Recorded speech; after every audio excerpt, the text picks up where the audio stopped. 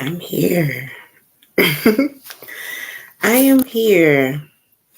So, first of all, let's say happy Saturday, wonderful weekend. I hope things are well for you. It is the last week of Black History Month. So, I am hoping that we are able to, have a nice little conversation tonight. I've been having some technical difficulties with my computer and audio and the charger import. So I don't know how long I'm gonna be able to stay up here tonight, but I am gonna try my best to be up here for as long as we can vibe. Once again, it has been a long week for me, and I have been going through a lot of things. So I had some live scheduled earlier this week, and unfortunately there were some things going on and I couldn't actually get to it. So I do want to apologize to everyone who is following me and supporting me. I appreciate your support always. Tonight I am here in my, I'm always in stuff like this because I rep for my my skin complexion, and I wish all y'all would do the same, even if you're not black.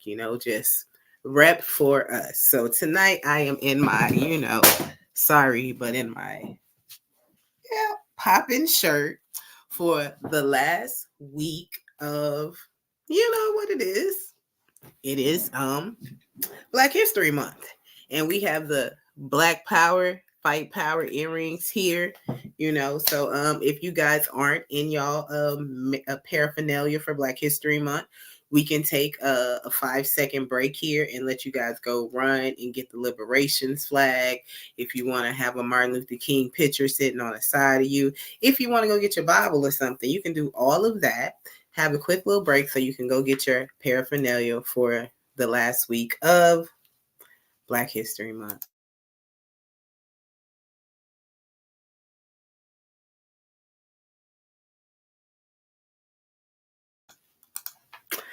Thank you guys. I'm hoping that you stay with me, and I hope that you guys went to go get your things, crowns, dashikis, whatever it is that you need that represents Black History Month for you. Thank you all for joining. Seven Still, I do see you in the chat. Thank you, my dear friend. Love you very much. Appreciate you. Now, this is a Saturday night, and with me, I like to partake in ganja. Never promoting tobacco smoke. So whatever you do, to each his own. I hope that you guys are sipping on something and will be able to enjoy the night. Earlier this week, my boo thing bought me this really cute candle. And it says, "Light me up when you feel the need to calm the F down." So I suffer from bipolar disorder. So I was cracking up when I was cracking up actually when he gave me this candle. It meant the world to me. Emotional issues can be the worst, but this is always a warning for somebody or a wake-up call from somebody. It does say God. So we don't want to cuss tonight. Anyways, what are you guys smoking on tonight? If you do smoke, I was smoking on mimosa last week. So now I'm doing a little mixture of some things. How has y'all week been? How has Black History Month been? If you follow me from the Chaotic Truth show, are you guys supporting my boy? And are you guys riding against the disrespect that he's been getting from certain panelists? We're not talking about that tonight, but if you guys want to mention that or talk about that, or if you know what I'm talking about, you can definitely talk about that. But what we are going to talk about, what the main topic about tonight is something that I came up with, a thought about from Monique. Y'all know Monique is always calling her partner daddy, daddy this, daddy this, daddy this, daddy this. And I love to see Monique and her for the rest of it, I just got to make sure that y'all can see the what's popping, the melon. Okay, I just want to make sure y'all can see that, so we don't mess that up tonight. But I love the way she loves on her husband and how they display love for one another or whatever, and things of that nature. So the affection and admiration that they show for one another, and the way that Monique shows her admiration for her husband is by referring to him as daddy. So I wanted to know, like, I'm assuming I've never seen him in any interview say, "Oh, don't call me daddy." I've never seen him like, feel any type of way or look any certain kind of way. I want to know, like, what do you guys think about her referring to him as daddy? And since Monique is a celebrity and we don't really know her like that, it's really, what do you think about women, men, if you're in the chat and women refer to you as daddy? Do you think a woman might have a father or daddy complex? Do you find it erotic? Do you think it's like, what are your thoughts about it? And women, like, are you out here calling y'all boo things daddy? Sorry, I hear a lot of women say a lot of things with the whole poppy thing and in the bedroom and stuff like that. But I want to get down to the basis of it. Is it anything wrong with calling your partner daddy? 1 second. What are you doing up here tonight? It looks like we have Spirit Oliver on the panel. Thank you so much for joining, Spirit. How are you today? I am fine. Okay. Thanks for adding me. Oh, not a problem. How's your week been? My week has been crazy. Girl, mine too. Mine too. You want to talk about it? We will talk about it. We shall talk about it. But I have company, so if it's not like that, it's not like that. Understand. So, Hey, leave your shoes on. do you want to answer the question or something tonight about calling your partner daddy? What do you think about that? What do I think about calling your partner daddy? Mm-hmm.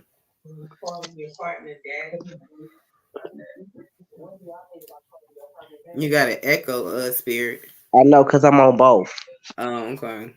Let me take you off the TV and then I can hear you.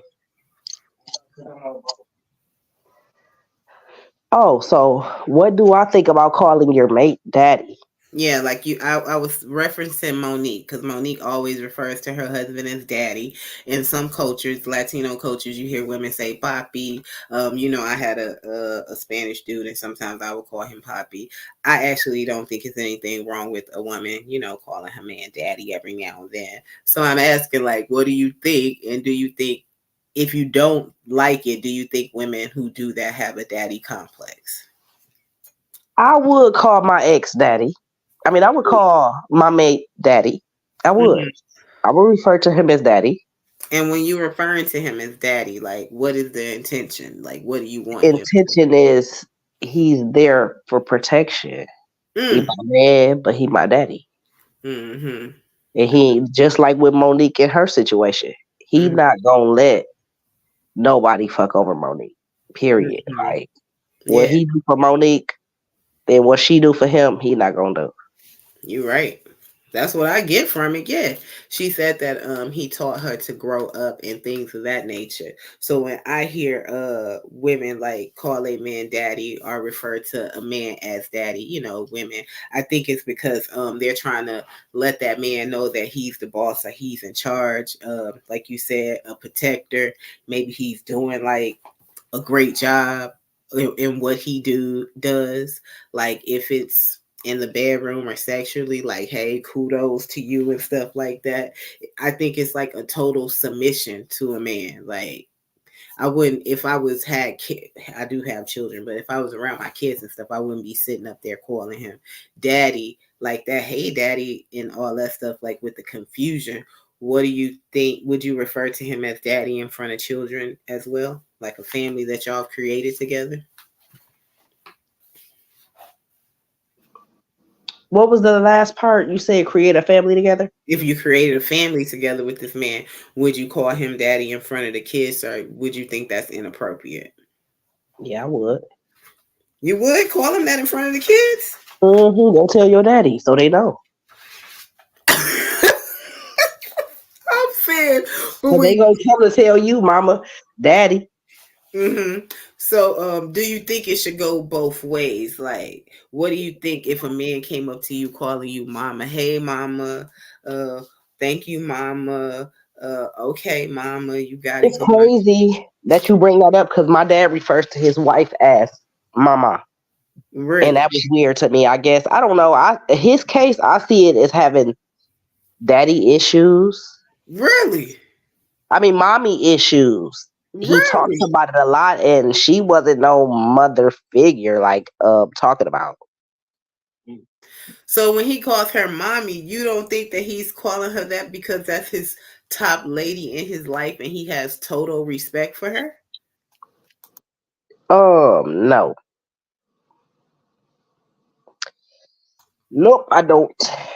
I No. mean, it's a respectful thing, but hey, some people are some people. You know, Mhm. Mhm. it is what it is. But nah, I can't say. I wouldn't say that.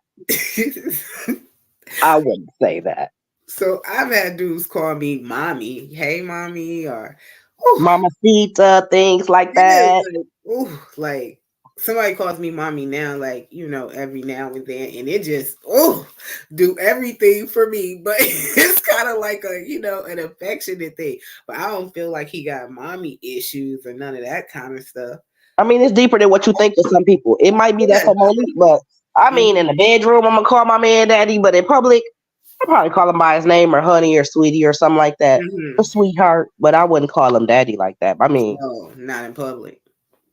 Hoes call they pips daddy, but I mean, Monique, I get it. Some older people are into that, Yeah. but I'm Have just you not. have you been watching that series? Why the f did I get married?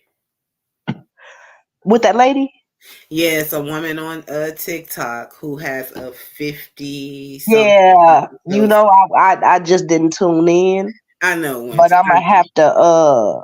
I'm gonna be listening to the show. I'm gonna come back later on. All right. I got something to do, but I'm gonna Okay. come back. Okay. Have a good night. Thank you. No, I'm gonna be here. I'm gonna come back. Okay. That was Spirit Oliver, everybody. She was joining the show. She will be back as she says.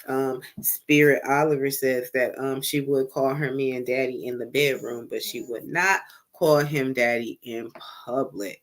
She also says that maybe that there are some deeper issues than what people pose them to be. So I did see some articles with some sex therapists in there, and a sex therapist said that. Now I don't know how credentialed the job of being a sex therapist is. Nah, God forgive me because I love counseling and therapy with all my heart and any type of therapy.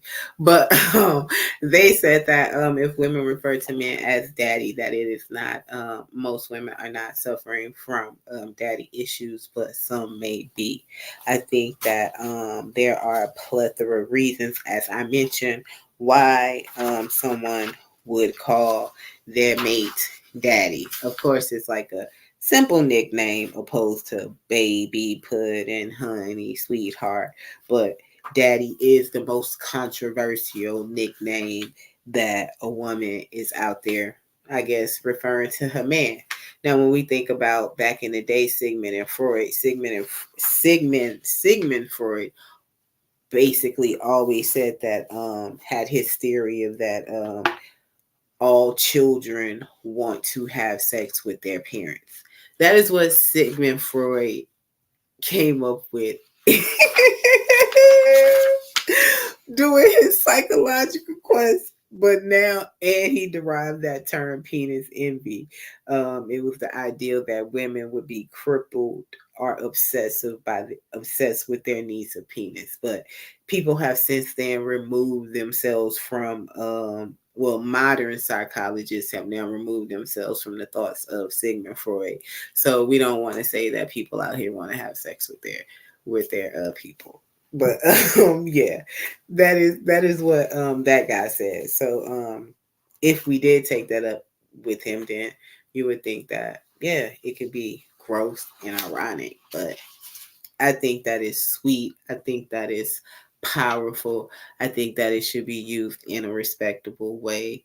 Um, would you be standing in front of your daddy, and would you be standing with your boo thing and then be saying daddy right in front of your daddy? Like, I think that would be hard too. What if that both daddies look? Then what you do?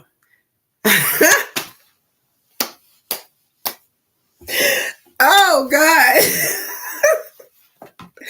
I wish I would be like daddy, and my daddy looking around like, girl, what's wrong with you? Yeah, it's just some things you don't want to show. Yeah, so thank you guys for joining the chat tonight. If you do watch this on the replay, I thank you guys for watching the replay as well. It is Saturday night, and it is a wonderful night. If you have not subscribed to this channel, please subscribe. I am trying to get to 500 subscribers quickly. I am promoting myself on IG, so if you have not follow my IG page, it is RozGirl37, and on there I put like when I'm going to be live. I try to be live every Tuesdays and Thursdays.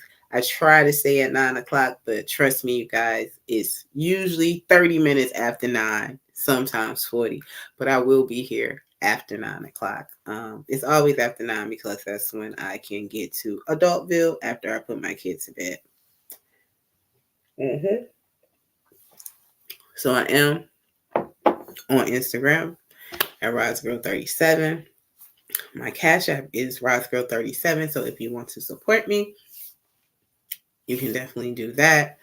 I also have a email address, and that email address is the reasoning with rozgirl@gmail.com. So I am really trying to get like interviews and things of that nature where we're talking about health and wellness, emotional and spiritual health. So if at any time you want to send an email, if at any time you want to send someone my way who might want to interview on this platform or who wants to spread the word, definitely communicate with me through there.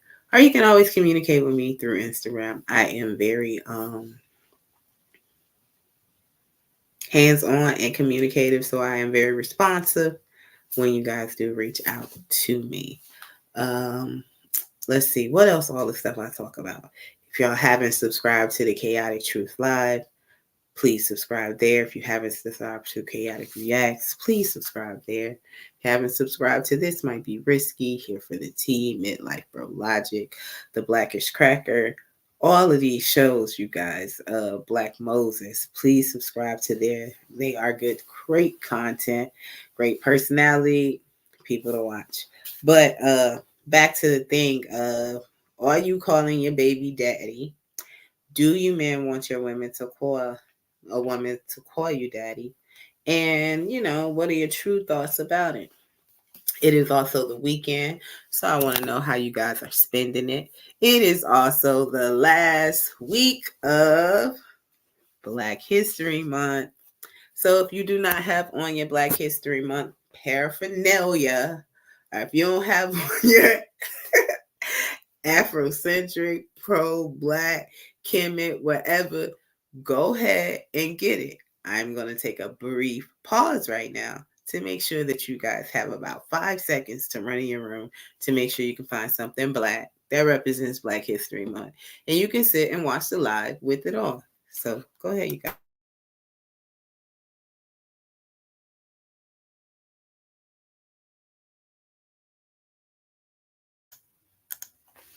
And we are back. So if you did not have your Black History stuff, you cannot tell nobody that I didn't give you the chance to go get it, because I definitely did.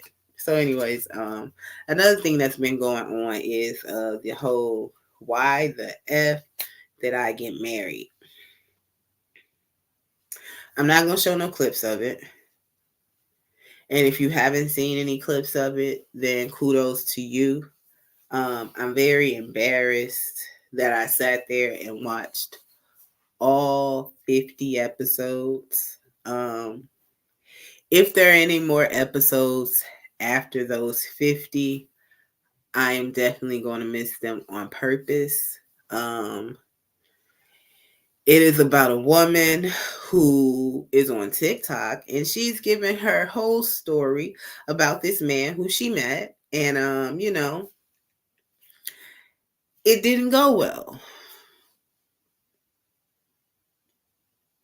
Y'all know I don't like to cuss, but that shit was horrible. Like, I am upset with myself that I sat there and I watched all 50 episodes. I was supposed to be on here on Thursday night, and I wanted to talk about it on Thursday night, but I want to be able to have a source and know what I'm talking about. So I sat there and I listened to it. I then was on 20. It don't even get good into episode 25. Episode 25 is when she starts to talk about what the problem might be. Episode 35 is when she starts to, it's just ridiculous, you guys. It's totally ridiculous. It's not uncommon from any other person being in a relationship. She says this man was a pathological liar. There were many red flags that she saw. But what I thought was very important was that she was sharing her story. Hi, Mr. Speak On It. Thank you for joining, sir. I am tired of that nonsense too. I don't really want to talk about it so much. I just want to talk about the desperation that people have, and how they put themselves in certain situations. 7 still, sir. It was, Lord. Yes, God, it was a lot. Ant Dog, thank you for joining. He says, salute, Rise Girl, peace and love. Thank you for joining. I greatly appreciate that. You are my friend, so thank you. Mo Love, thank you so much for joining. She says, hi, Rise. Yeah, so I don't necessarily want to talk about the whole shindig, but it was a woman who got her heart broken, and she ain't paid for nothing. The man never actually showed her anything. She met him in June during COVID. And when the president said we had to quarantine, that man that she met that same month, they was living together. And in those months to a year, they tried to find each other out, figure each other out. They didn't know who they were, but they was living with each other and doing things that grown folks do, like having babies and possible miscarriages and a whole lot of other BS.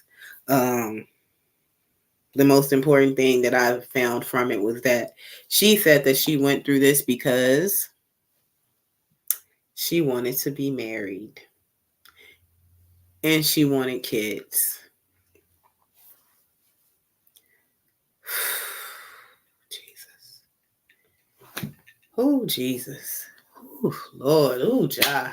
Like, she wanted to be married and she wanted kids. That's what she said. That's what she said. That's what she said, y'all. And a lot of women want to be married and want to have kids. A lot of women want to be married and want to have kids. And they go through all this stuff that they go through with these men.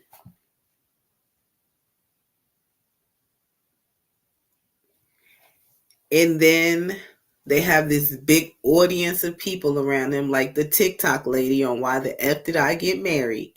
When she clearly knows she got married because she wanted to be married to anyone who would take her or accept her, and she wanted to be married to anyone who was going to be able to impregnate her. That is why you got married. It didn't take 50 episodes for us to figure this out. And I'm mad at myself. I'm mad at myself that I watched that shit. Excuse my language. I am so mad. Hi, Ivy Dreams. Thank you so much for joining. I definitely appreciate your view. Blue Jay. Hey, Blue Jay. Thank you for joining. I'm glad that you're here, Mo Love. That's sad. It's not supposed to be that way. It's not supposed to be what way, Mo? What do you mean? And Blue Jay 99 says she totally agrees. If you don't mind, Mo Love, can you elaborate on that? Yeah, like I think that she put her, there's a type of self-infliction. The word is self-infliction. And there's a term when you know better, you do better, right? When you know better, You do better.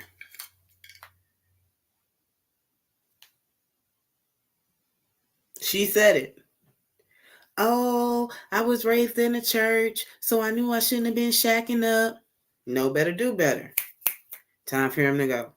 Oh, I know I didn't really see the bank account, but I really, it's just a whole lot of BS that wasn't necessary. So if you guys haven't seen the 50 episodes, please do not watch it. You are not missing anything. You can go to your homegirl who got her heart broken by the dude 12 months ago and get the same story from her. Might not be the exact incidents, but the feeling may still be the same. You know, it's still heartbreak. It's just that her scenario was different from somebody else. But I truly feel that it was a self-infliction pain that she put on herself because she was desperately dumb.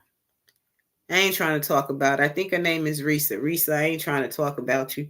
But my cousin told me a long time ago, I was in the 5th grade, and that was this dude who I had a crush on. Y'all know I'm just out of control. And because I had a crush on him, I was trying to show out. And we had like this bar, like where you get on there and it flip you around, like a little steel metal bar. Think of an elementary playground, y'all. If y'all don't know what I'm talking about, elementary playground, bar, flip around it.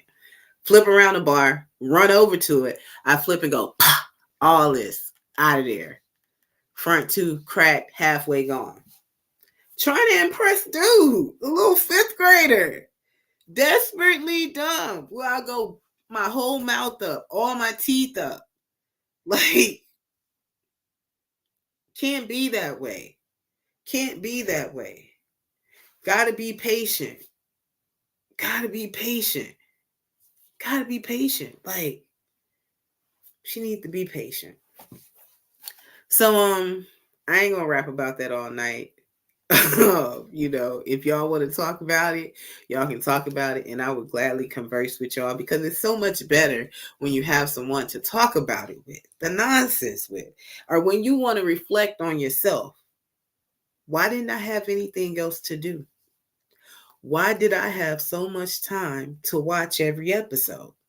You know, you might want to have that reflection tonight. So you can.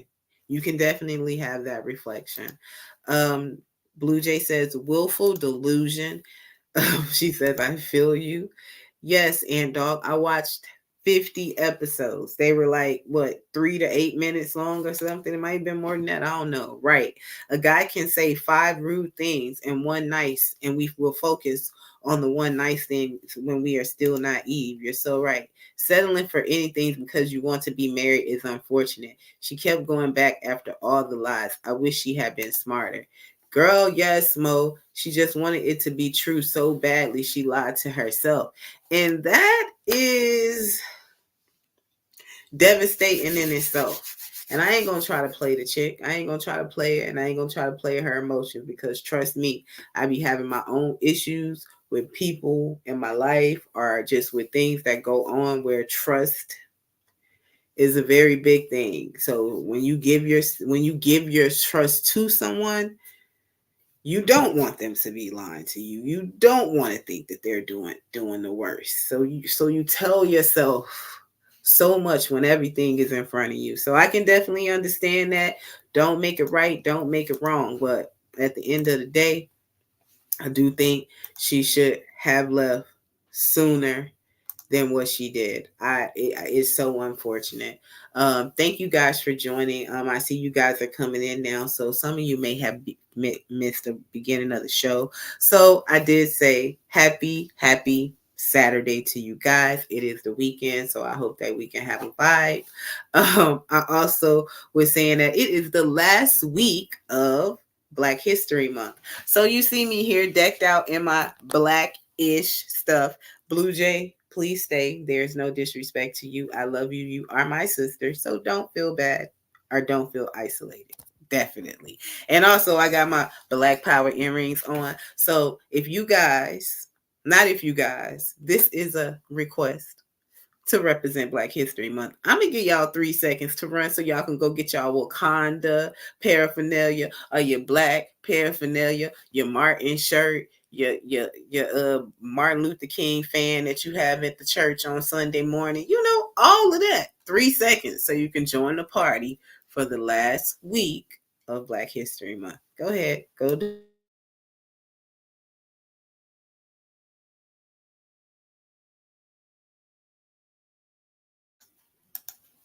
All right. Did y'all go get y'all stuff? Okay.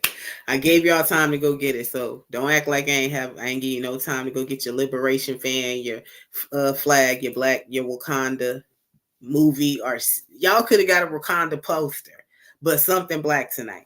I am representing with the colors. Y'all see what that say, right? Okay.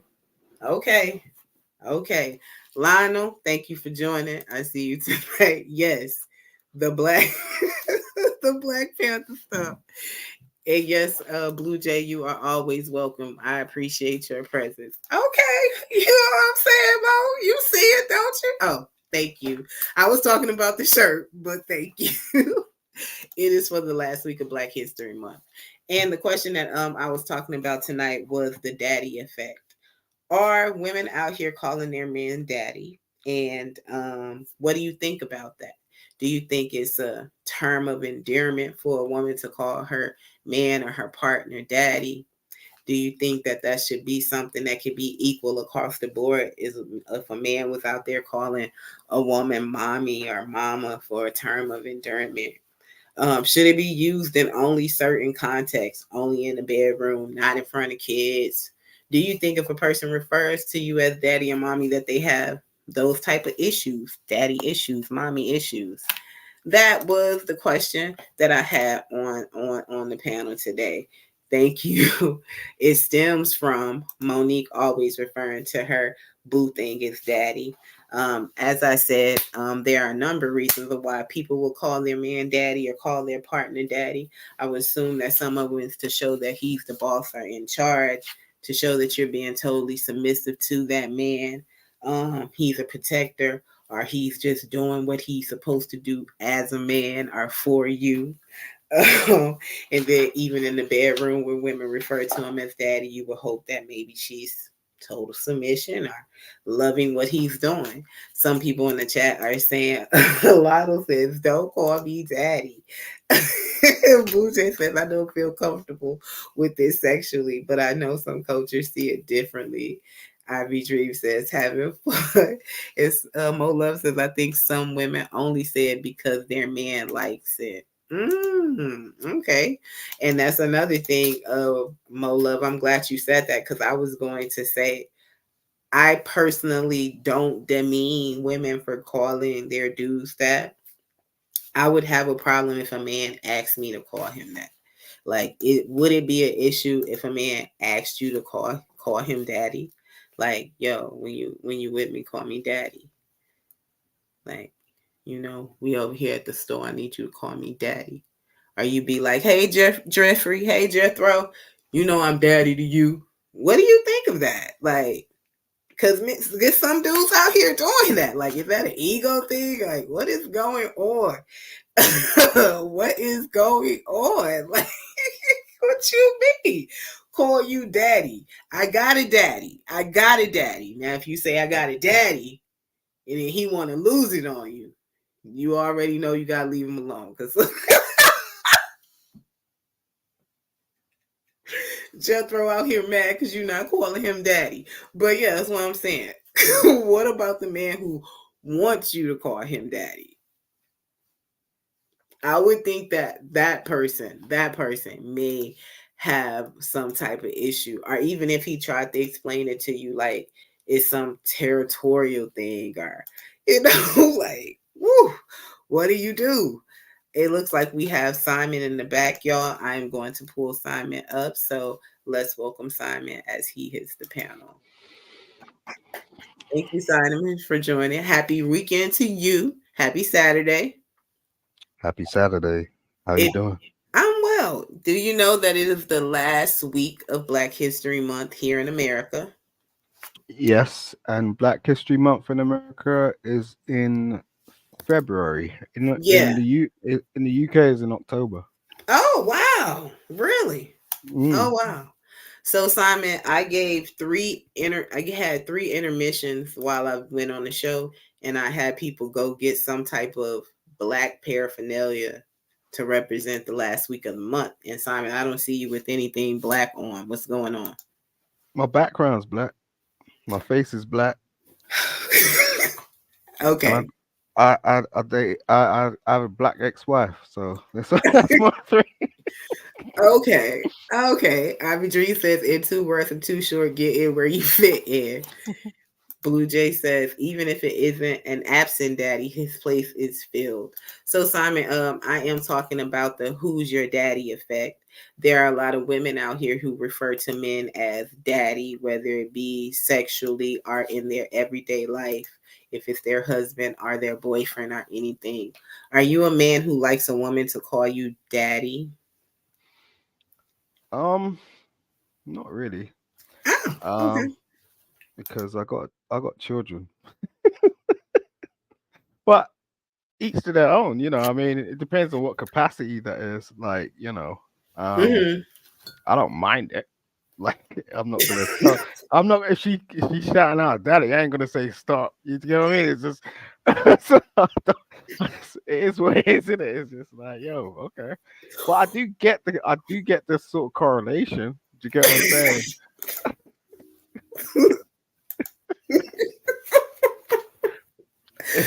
Okay. if Because most the thing about relationships is if in terms of like a man like really being like taking on a woman is the thing of you are sort of taking up a capacity that your father is no longer sort of fulfilling. Hmm. So maybe there's a whole load of truth in that. So let's say that you've been dating this girl for like 6 months, and now Mhm. she just stopped saying Simon, and she's good morning, daddy. I'm gonna call you later, daddy. What you want to eat, daddy? And your kids are in the vicinity. Like, would you Oh, find that inappropriate? not at all. I mean, most of the time, when I've been in relationships, they don't call me by my name anyway. It's Mm, either yeah, because if you got a child, it's like it is daddy. Do you get what I'm saying? So do you get what I'm saying? It's like when you uh-huh. got so the child like you don't want a child to call you by your first name. So the mother will go, that's your daddy. Do you get what I'm saying? So Yeah. then the mother adopts that, or the Hmm. person who in a relationship adopts that. Do you get what I'm saying? So then that's when I've found that she starts calling me daddy without me even asking her to do it. You get what I Hmm. mean? True. Which sort of makes sense. Hmm. That does make sense. So it's not sort of like but if it's just like a dating thing and it's like it's like yo we had a first date and then like you know things happen and then we're in a hotel or something and she starts calling me daddy, then I start thinking a bit like, oh, okay, Yeah. maybe there's something else going on here. Completely understand that. Hmm. Now, can you understand reasons why she would refer to you as daddy? Like, When we just first met, well, I don't know, there may be something going on. Maybe she wants a daddy, maybe she wants mm, someone to play that role. I mean, and I've been you ain't called trying shit. to be that daddy for I don't mind, like I don't really care. Do you get what I mean? I really don't. it's, it's not it's not a big deal. Like, I mean, sometimes it just depends on, if she's cool or not. You get what I mean? Like, hmm. if there's some sort of trauma going on there, Yeah, then yeah. that's different. But I mean, apart from that, why not? Do you get what I mean? True, true, true. I was wondering. So, what do you think if a man always refers to his lady as mommy? He be like, "Yo, you trying to go to the gym tonight, or you trying to go to the club tonight or something?" And dude be like, "Nah, son, my mom ain't let me out the house tonight. You know how mom be tripping." Like, Yeah, I find that kind of worrying. But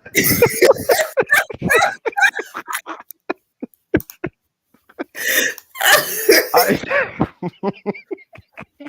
so So you don't think that a man should refer to his lady as mommy, mom, none of Yeah, that? it depends. Again, it's the same sort of correlation in terms of like, if the mummy's playing the mummy role in the house, it's like your mummy, right? It's like I ain't gonna Yeah. call you by your name. Like Mhm. if you got like a child, and so if you got that sort of bond, then that's kind of different. And but if it's just someone that you just randomly like, if we went on a date tomorrow, I'm just not gonna go, yo, mummy, what do you want for breakfast or some shit like that. Like, Mhm. you know what I mean? Like initially. But I don't think it's a bad thing. It just depends on your status. Do you get what I mean? Like Mhm. that's because you might be a mummy, like you might have Mhm. kids and shit, so it might be cool for you. But Mhm. for someone who doesn't have kids, it might seem a bit odd. Do you get what I mean?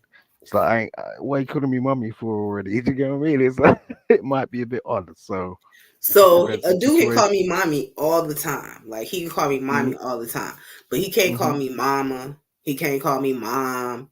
He Mm. can't call me. He can't be like, mom, I'm about to go to work. Nah, you gotta be like, mommy, I'm about No, to no, no. leave and go to work. You know, like Yeah, no, I ain't. Yeah, mommy's different to mum. Do you get what I mean? yeah. Like that's like Hey Foxy. you know. That's a bit Yeah. different. You know what I mean? So let me read some of the comments. That's like, Go yeah, go ahead, on. Simon. No, I'm just saying that's like some sort of, I don't know, maybe like there's some trauma bonding going on there. So, Let me read some of the comments. Bo says, it depends on how he says it. Definitely. Blue Jay says, I've had a hard time understanding that dynamic because father's influence is never sexual, whether they are present in your childhood or not. I'm going to get back to that, Blue Jay. Blue Jay, never say never on that. Unfortunately, I would prefer he not say it, though, is what Bo Love says. If he's joking around, I could laugh, but if it's serious, then I'll get spooked. Thank you, Foxy, for joining. Love you so much. Foxy says hi to you, Simon. hmm Blue Jay says, to Lionel, sadly, I guess I should preference should never. So, I was going to say that a lot of people think that it's gross when a woman calls a man daddy sexually. Blue Jay says she has a hard time understanding that because the influence of a father is never sexual. I did reference Sigmund Freud at the beginning of this show and how Sigmund Freud theory of psychology was that every child was sexually attracted to their parents. He also came up with the derivative of penis envy, where he said that women were totally, let me make sure I wrote my notes for that, but he said that women were crippled or obsessive over the need to have penis in their life. wow. Modern psychology now has moved away from Sigmund Freud's theories and his thought Mm. of psychology, but just to reference some things in Blue Jay's thing about a father never being a sexual influence. According to that man, Sigmund Freud, he would say that a father is. Could I I just read? personally go ahead. What does that say? I've had a hard time understanding that dynamic because a father's influence is never sexual, whether they are present in your childhood or not. Oh, okay. Mhm. Mm-mm. So calling your man daddy sexually could be, is what she's saying, could be basically gross and weird. Like your dad is who you have in your life, and he protects you and provides for you, and then you laying down in the bed and you calling somebody else daddy. Some women be like, I got a daddy, I ain't hmm calling you daddy. That's hmm just it. Yeah, that's pretty much what I was saying like earlier in terms of like it depends like if it depends on your situation. Like if you're sort of like in a like a relationship, um a long-term relationship be that, then it's a Mm-hmm. bit different to just sort of hooking up with someone and calling him daddy if you haven't had a daddy in your life. Is like that's like Mm-hmm. it might be a bit odd. You get what I mean? It's like maybe. Yeah, I don't think there's nothing wrong with it. I think that if you've been with a dude for a long time, over a couple of years or something, you calling him daddy in the bedroom, hey, do what you do. hmm Like, and I personally don't think it has any type of sexual influence with your father. Like, just to say daddy in that type to me is like total submission. Like, yo, like, whoo, just do what you do. Like, you just got it, and no thought of my daddy in Houston or none of that shit. Like, it's because it's completely a controlled thought and compartmentalized, and one has nothing to do with the other. But when I think about the fact that my dad has provided for me and everything all my life, and I've moved into a situation where I am with the man and living with the man, and now he's taking care of me and providing for me and protecting me, he is essentially my daddy. Like, if I have committed to him on that level. So for me, I would have no issue with that at all. That's when I'll expect it. Like, Yeah. so, this is different. I'll be like, call me daddy. Foxy Moon says exactly. I don't call my husband daddy unless it's around the kids. Okay. And Blue Jay says, I don't think you said anything offensive. You're good. Randy SoCloud says, your dad is not your man. Of course not. Your dad is not your man. That's what we said. And Lionel says, I was joking with Roz when she said, I might think it's gross and weird, but I also deny she does know how to read between the lines. Yes, definitely. Blue, I agree. I don't, but some guys he had wanted me to call them Poppy because of my background. Yeah, see, y'all. Okay, am I tripping? Because I don't think everybody is agreeing with me, Simon.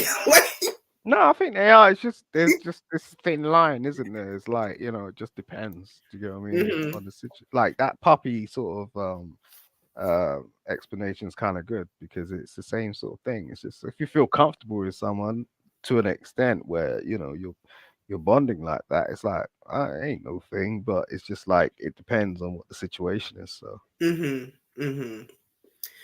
Cool. Thank you, Simon. I definitely appreciate you being on the panel. I am going to ask you about this TikTok series that's been going on. I'm not sure if you've been watching it, but before I do that, I want to thank people like Randy SoCal in the chat, Blue Jay, Foxy Moon, Lionel Suggs, Ivy Dreams, who said that Freud is full of shit.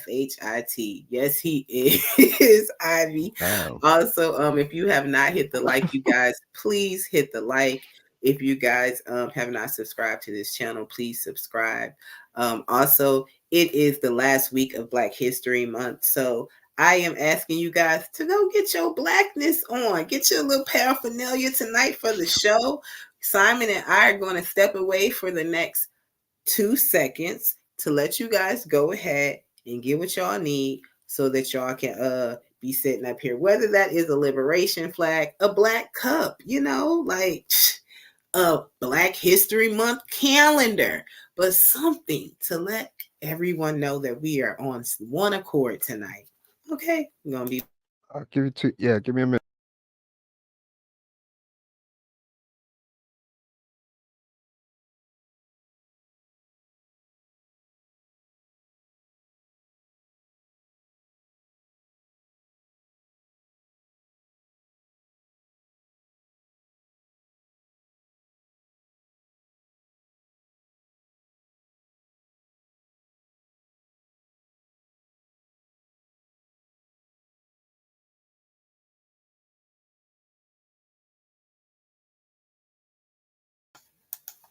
And I am back. I hope you guys were able to go get some type of black paraphernalia for tonight's show. We are repping hard for the last week of Black History Month. Even if you want to come up here and share your whole Black History Month story. Some folks fired some people during Black History Month. If you fired some people during Black History Month, I understand it. Work is work.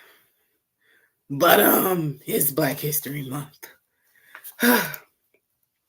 Blue Jay says, I totally get talking to Foxy Moon. I totally get what you mean by that. I've had the feeling when asked, to talk dirty on the spot. Yeah. I'm glad you guys are in this conversation. None of the women in my house ever addressed their men as daddy or poppy in a term of endearment. And Randy SoCal says she's the only one. No other woman called me that. They just called me Randy. So I did mention, Foxy, that some people were saying that I don't think Simon's back. That some people were saying that calling a man this is also can be a term of endearment. Showing that he's a provider, showing that he's the protector of those certain things in their life.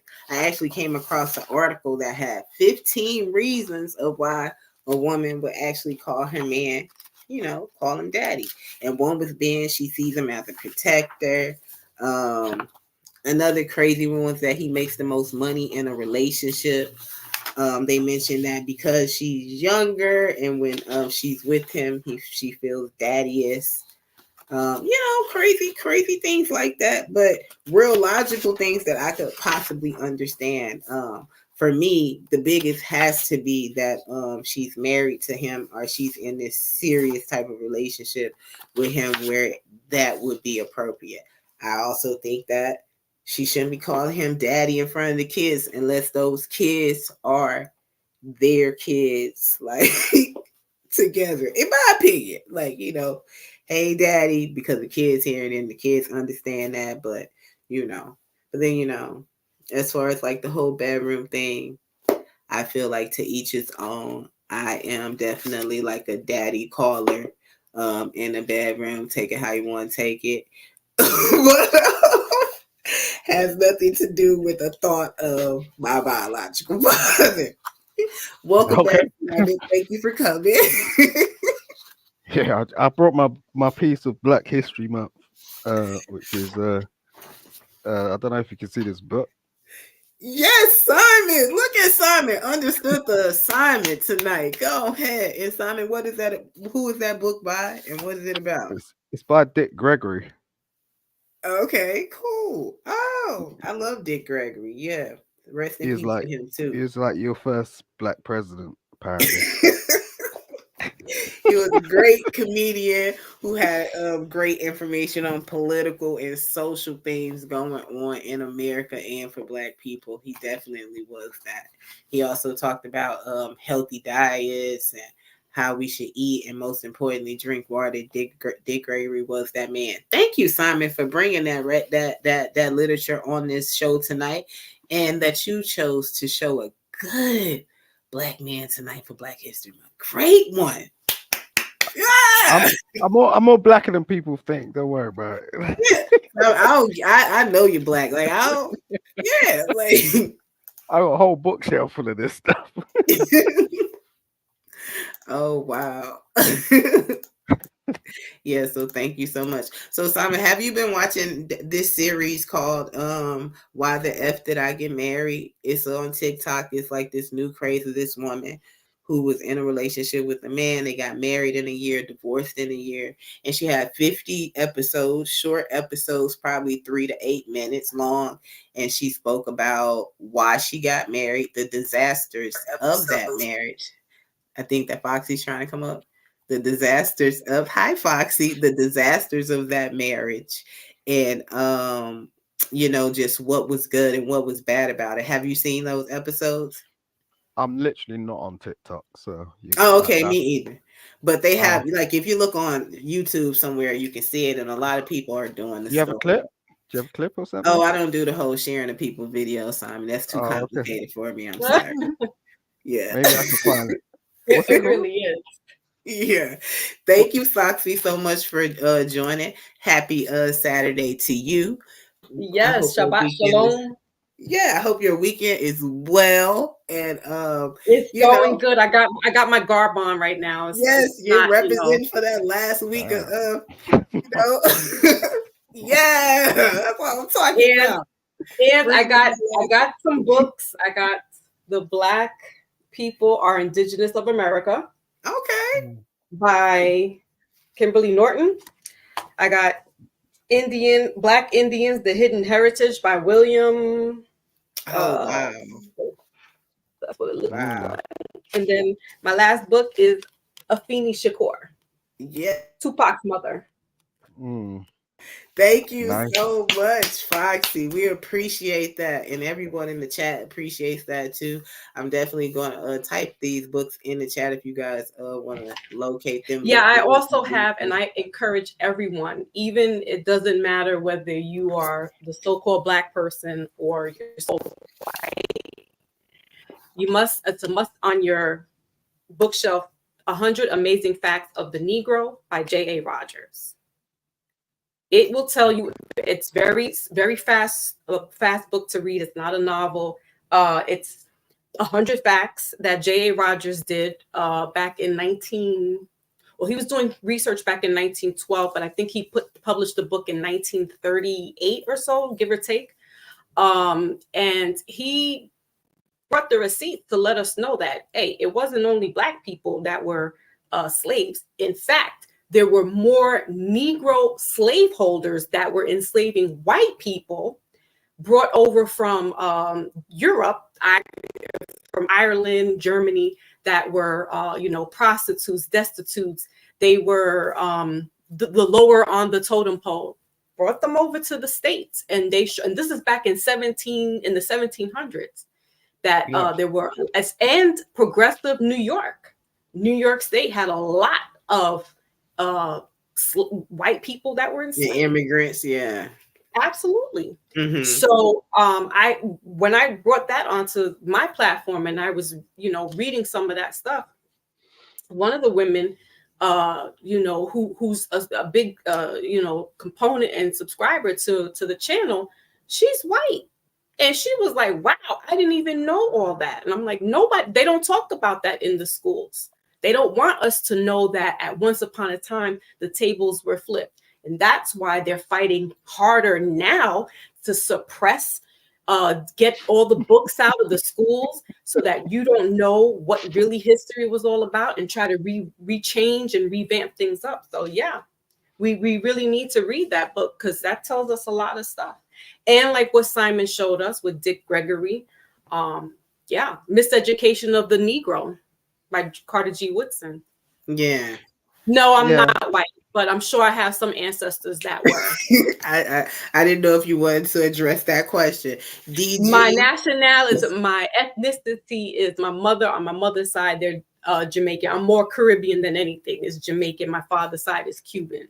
Mm-hmm. So, and that's all in the Caribbean. So most of the people in the Caribbean were and are a melting pot. Had Europeans that were brought over. There were more slave Africans brought over to South America and the Caribbeans than they were in what we call United States. So definitely not only Black history, but know your history, know where you come from. Yes, Dwale. Thank you for answering that question for him. Dwale is actually one of our Somalian brothers. Oh, okay. Big up to him. Yeah, he's a good guy. So, Foxy, tonight we're talking about the daddy effect. And what do you think about women who refer to their man as daddy? And are you one of those, in any respect? Well, when the lights go out, I have been asked a couple of times, can you say daddy or papi, right? But it's cringeworthy to me. I don't say it unless my children, when they were younger, I would say, go to daddy, or daddy, what are the kids, if he's around. And my teenage daughter now, she's like, Mom, stop calling dad daddy to me. That's dad. She was like, it sounds nasty now because people have sexualized the name. And I'm like, wow, and she's 16, and for her to be like, I think it's somewhere along the line, it's a blurred line. It does kind of feel a little uncomfortable saying it. And when you think of daddy, because I still called my father daddy. It and then it turns into a sexual, I don't know. It's a weird spot. It's a weird name. Yeah, I was saying, out of all the pet names that men and women call each other, whenever a woman refers to a man as daddy, it always seems to be the most controversial pet name that a woman could refer to her guy as. And why is that? I was also asking Simon about like if it was reversed, could like a man always call a woman mom, like, hey mom, Mhm. or thank you mom, or something like that. Right, mom or mommy, Yeah. mamita. Mhm. Yeah, what would we think about that? Also, I had a question of if he came to you and told you to call him daddy, would that be a red flag to you? Like that's how you gotta refer to me as daddy. Yeah. Like it, Yeah. off the bat, if he's like, I Oh want yeah. you to call. Yeah, that's something. I'm thinking you got mommy issues. I'm thinking you want me to be your mother, and then we're doing this whole. Yeah, it could be a little sign of a red flag there. Yeah. Okay. Thank you for answering that, Foxy. I do want to respect you at all levels. So thank you so much Of for course, I love you. You my sister. answering. Now, we were talking. I also am talking about that series or this new craze going around with this black woman who's been talking about why the f did I get married. Oh, I saw like not the trailer, but I saw a picture of it or something like that. So Yeah, where's it was that at? horrible. What's It going was on with that? 50 episodes of a lady who talks about this horrible relationship she has with a man. When she got with him, he basically claimed that he was a VP of a company. They met during COVID. They were living together. They met during COVID. They started living together during the COVID. What is it? Quarantine. Right. Within that year, they got married and they were divorced. She found out that he had been married 3 other times. She found out that he had tried to scheme other women and it was far worse than her situation. And a lot of things that I wanted to point out tonight was the main things that she said was, although he was a pathological liar and although she saw many red flags, she wanted to believe him because she wanted to be married and she wanted kids. So I wanted to speak on the, I hate to say desperation, but the need of people to not want to be lonely, that they would accept and take anything. Like, do you have any thoughts on that? Oh God. Or is it Simon wants to go ahead and Yes, chime in? Sonny, would you like to chime in? I don't mind. I think when you go through a period of time when you're separated from people, um and this is what they call lonely, right? But it's okay.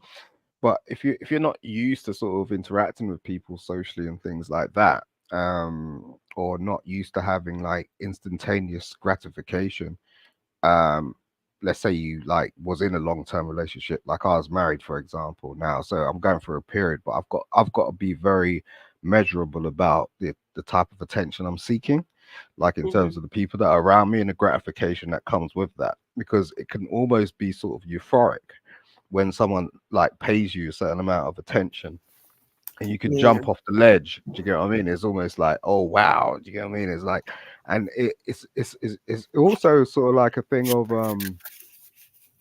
because if you go for a bad breakup or something like that, you always feel guilty about what's actually gone on. It's like, am I good enough? Am I not good enough? What happened? All this stuff starts running through your head.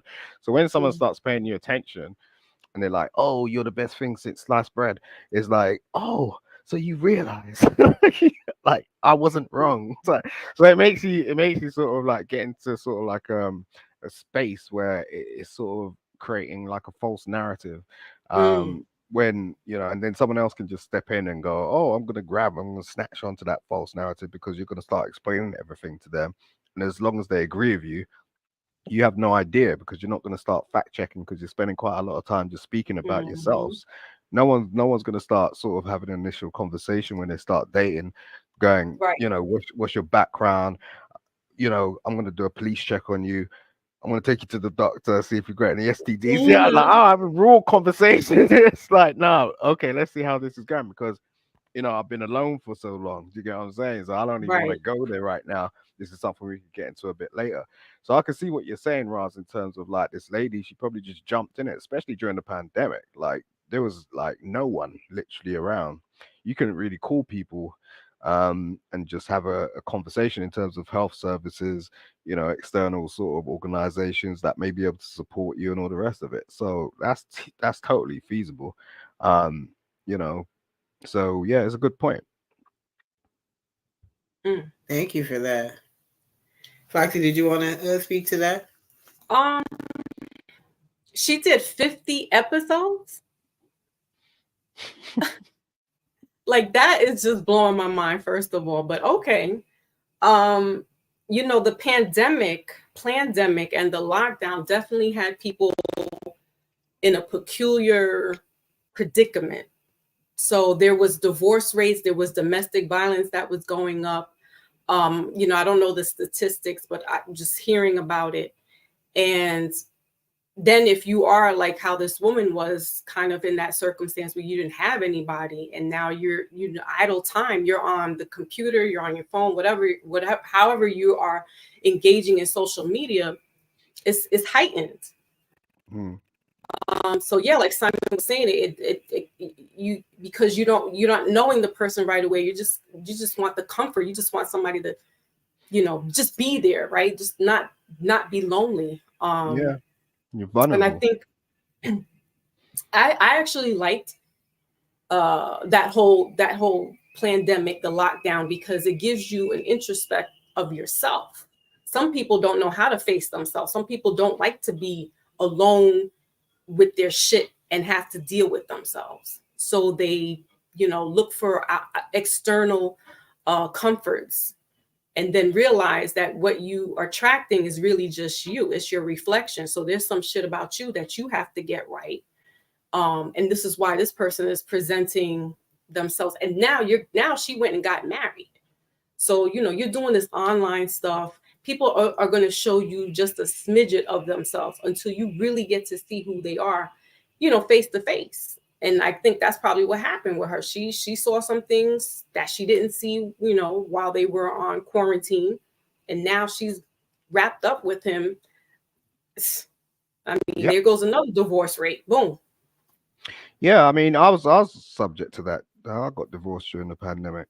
So, but it's this thing about especially as Yeah, the but high you were rate was, married prior to context all was that, within- though, right, Simon? You were married way before all that stuff happened. Yeah. Right. Like, yeah, decades before. But it was this thing of, it was mostly professionals, because like, what I had to acknowledge, like, over the last couple of years, was the fact that we was just professionals. Do you get what I'm saying? And when we were living a type of lifestyle where it's like, you wake up, you go to work, you don't really see each other. You spend more Exactly. time at work with other people than you do within the context of your marriage and your home. You know what I mean? Apart from weekends, holidays, things like that, and the precious moments and memories that you share with each other.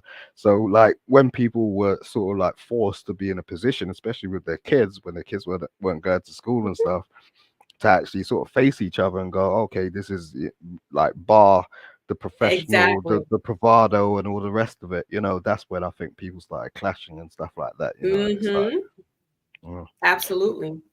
like, to talk about when you was talking about the slaves, do you know about the Slavs? Do you know where the slave term came from? The word Yeah, slave? from the Slavic term. Yeah. Which were Okay. actually the white Europeans, and those they were calling them Slavs.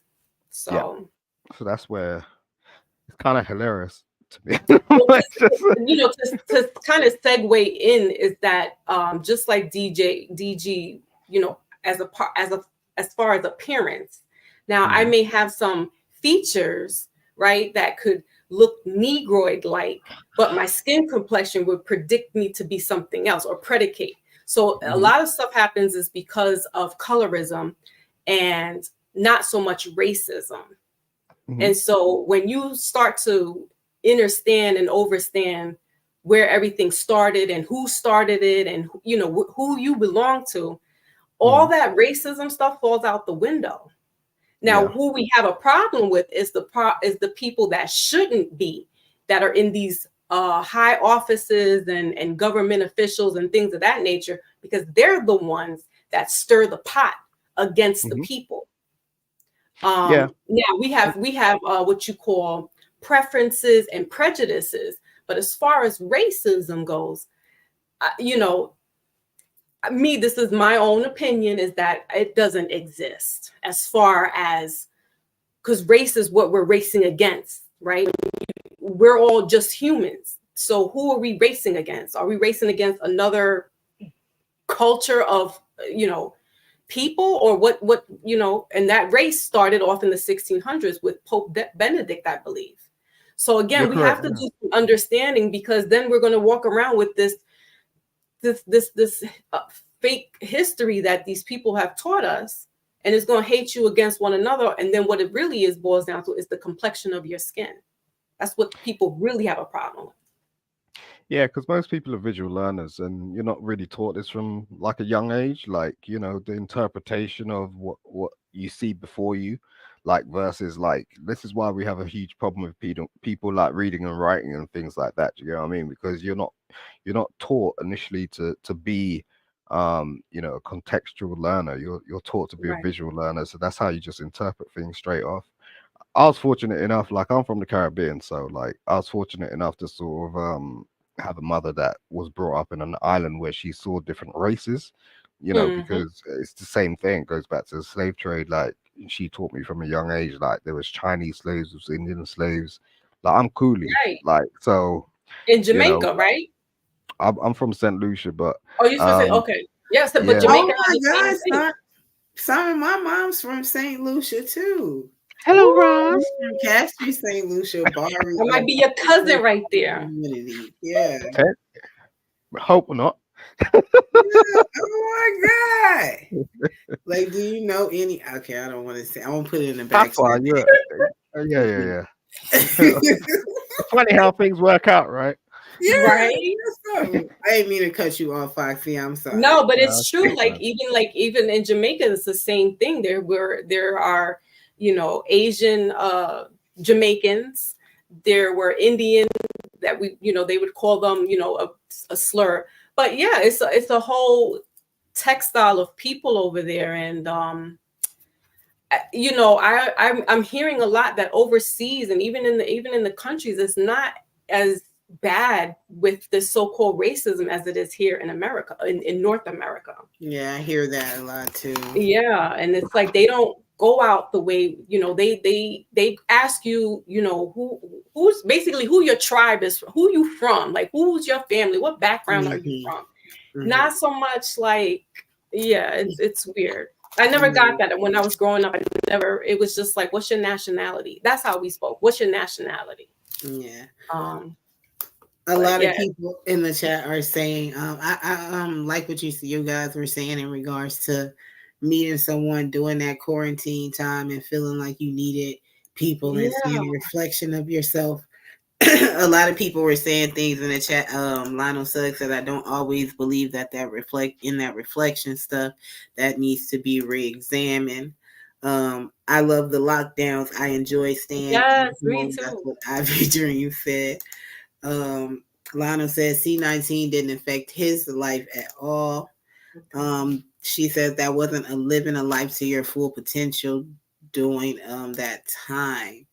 A lot of people, I enjoyed that time. I actually got closer to my partner during that time. So it worked out for me. DG said he got closer to his wife.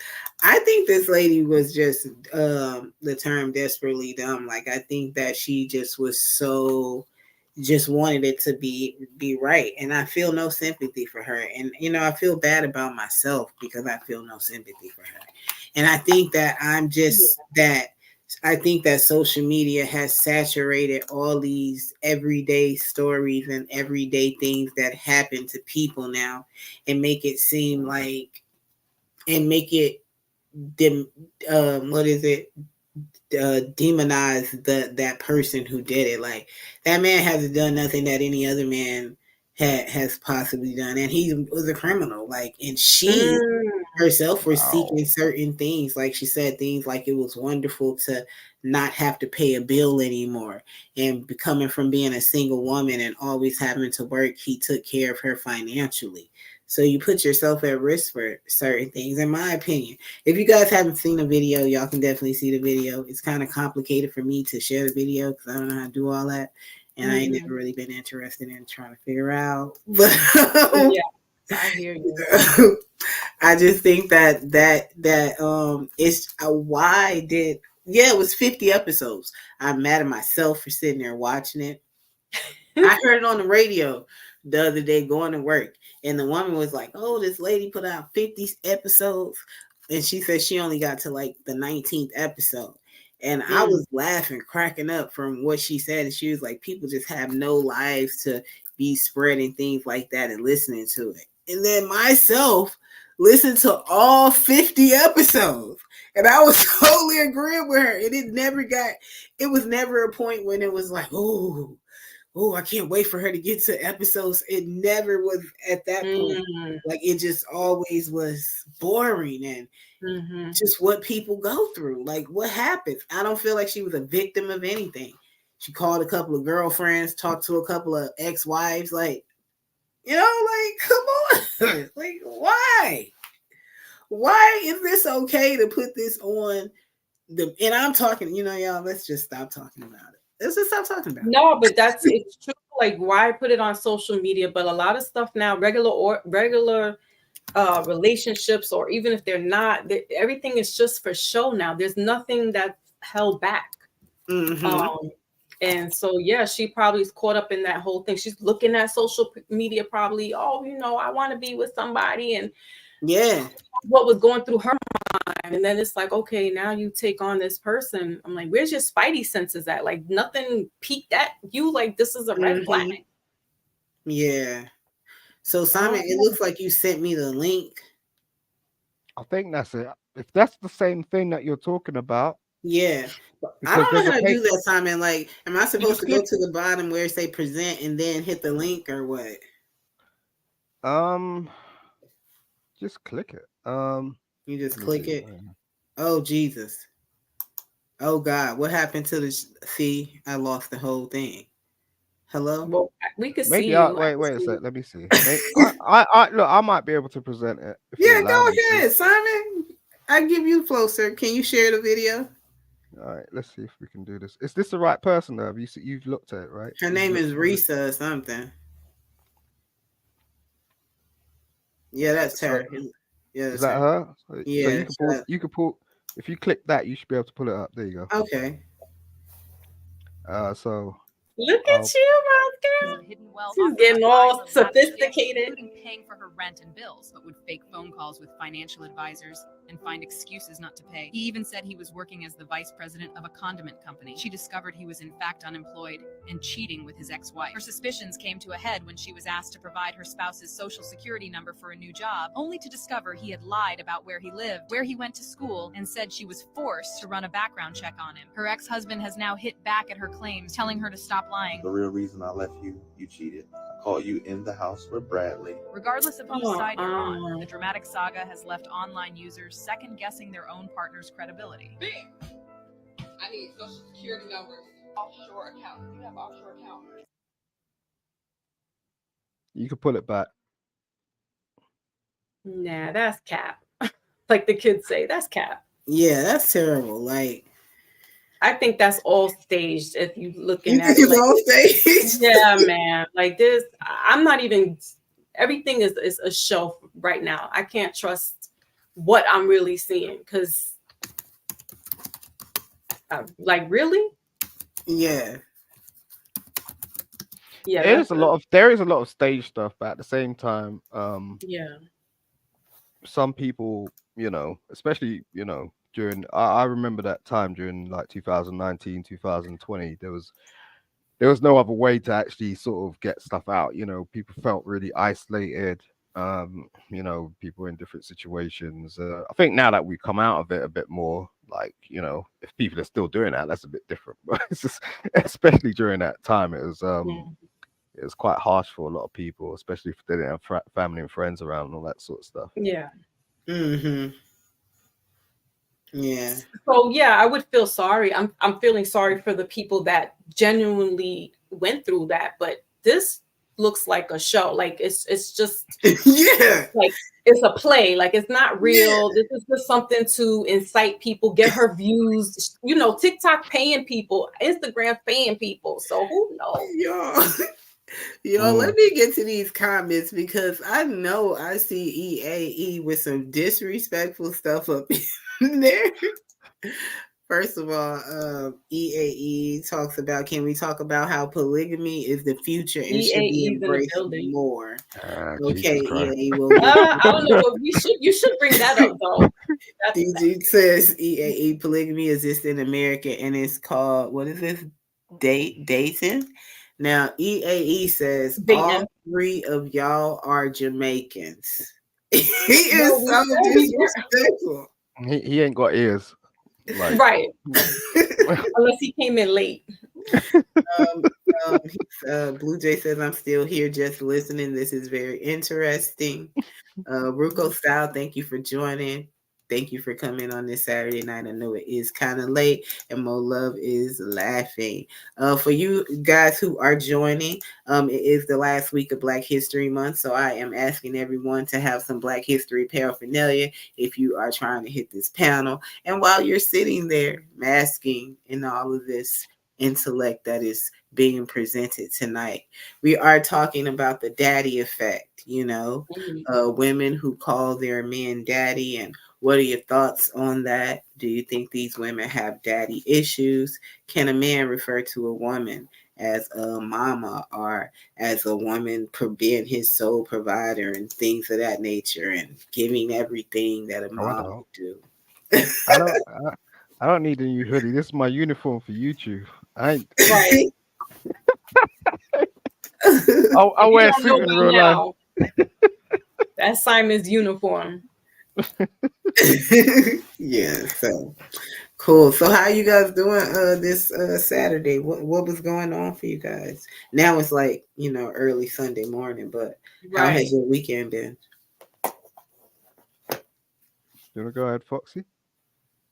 Well, today, since we're in Sunday, would have been my dad's 68th birthday. So yesterday, Saturday, I pretty much spent all day crying.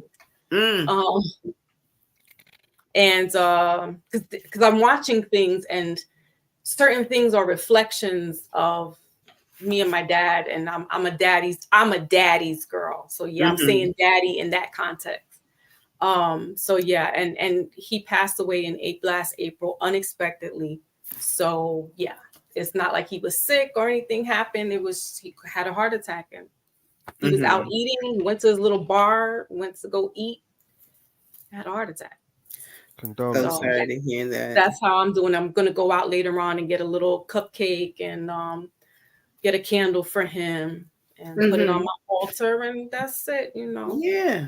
Remember the good times. Yeah, that's always a blessing to be able to remember the good times. And another blessing is that there was a man in your life who created those memories with you. Like, I always think about that when I'm raising my daughter. I want to do things that are memorable for her when she gets older so that she'll have something to remember and that influence. So I'm always sorry for your loss, and I hate that that happened to you. But I'm glad that he was a man in your life who gave you that great influence. Oh yeah, I mean, and he taught me a lot, even to be a young lady. Like he was teaching me how to take care of myself, clean myself, all that. Like you just came from outside, go wash your ass up. And my mother, she, this mom, but my dad was, truly the love of my life. Him and my mom were the loves of my life. Like I grew up in love, in family. Everybody was 2-parent household, 2-parent grandpa households, 2-parent great grandpa households. So and we were cool. Me and my dad was like BFFs as well. Like, it's not just dad, but like he'd call me, he's at the bar. Oh my God, you got to see this beautiful lady. I'm sitting right in front of her. I'm like, Dad, I don't want to be your wingman. And I don't want to I don't want to talk to these women. Just have fun, be careful, call me when you get home. So yeah, those are one of the things. Hilarious. Yeah, today was my father's birthday. Well, the 24th was my dad's birthday, and I was kind of like, Oh, he's a yeah. Pisces too. Yeah, I love my dad. You know, my dad is like my stepfather. He came into my life when I was 2 years old, but him and my That's what mom are happened with my still, dad. yeah, him and my mom are still married. If it wasn't for him, I wouldn't know what um a great man would be. He influenced everything in me as far as like how a woman should act. You know, my dad thinks that all women should have long hair. My dad Yup. thinks that women should not be cursing, that you should have No, a no red certain amount of, lipstick, no yeah, nail polish. I couldn't even get yeah. tattoos on my arms because he Oh was like, yeah. if you wear a pretty dress, that's Yeah, I disgusting. That's defied all tacky. that. Well, I don't have tattoos, but I do wear red lipstick and red nail polish. Yeah, so I yeah. honored him that way. I don't have no tattoos on my upper arms. Now my lower arms, yeah, that's a different story. Yeah, I got a couple of them, but my dad turned 60 today, so I was kind of sad Well, because I say to him, salute to him. yeah, you know, my dad is in Texas and I'm in DC, so I was a little sad about that, but I'll be going home soon. So yeah. Yeah, So man, we need, what about the dads, man. We gotta Mhm. Simon's a dad, you know, we gotta big these men up because some of them actually take better care of their children than some of these women out here. Yeah, you're right. You're right. And there Mhm. is a statistic. I don't know the numbers, but they said that single fathers take better care of their children than some single mothers do. It's a higher percentage of single fathers, and I'm like, I could see that. I could see Yeah. that because my dad was, you know, he wasn't a single parent, but like I said, he showed me how to take care of myself and made sure I was a little girl, smelt right, you know. Mhm. Even to the point when I was a teenager, he's like, "You fucking, Oh, you better be geez. safe with that." That's exactly how he came out to me. You better be using protection. I'm Yeah. like, God. Oh wow. Yeah, man. Salute to that. Yeah, I've got those years to look forward to, but yeah. No, you're right. I mean, I literally think about this today, like, you get what I mean? Because you know, it's kind of interesting because I've done so much to try and like bring her mother into her life, but it's just not happening. Like, so I've had to sort of like come to the conclusion that it's gonna be just me raising her, you know. So I try to seek out sort of any type of feminine energy to just make me understand what it looks like to be a woman. Do you get what I'm saying? Because I really don't know. I'm one of the sternest men you could like come across. I'm very rigid. I'm not practical, but I'm just like, you know, I'm very logical, and she demonstrates certain things to me, behavior sometimes where it's just like I ain't even got a woman around to turn around and tell me anything about that. But I'm not about to just let any woman in my house at the same time. Do you get what I'm saying? So That part. yeah, so it's kind of interesting. So, but thanks for having me. I've got to run because I got to cook her breakfast. She's just popped up at Okay. 6 o'clock in the morning over here, and Thank then you I've for got to think about lunch, dinner, and everything else. So salute to you. Right. have a Thank you good, very much. I guess a good morning. Bye, Yeah. Simon. Thank you, Ross. Thank you, Foxy. Bye. All right, take care. Yeah, it is like 5 hours ahead of us. Oh wow, did he say he has breakfast? Yo, I'm feeling a little famous. It's already breakfast time over there. I had somebody on panel with his breakfast already. Okay. The UK brothers. Blue Jay says, Foxy, that's a positive view of gratitude. DJ Blue Jay, yes, it was born over there. Let me get down here because I know I'm kind of far off.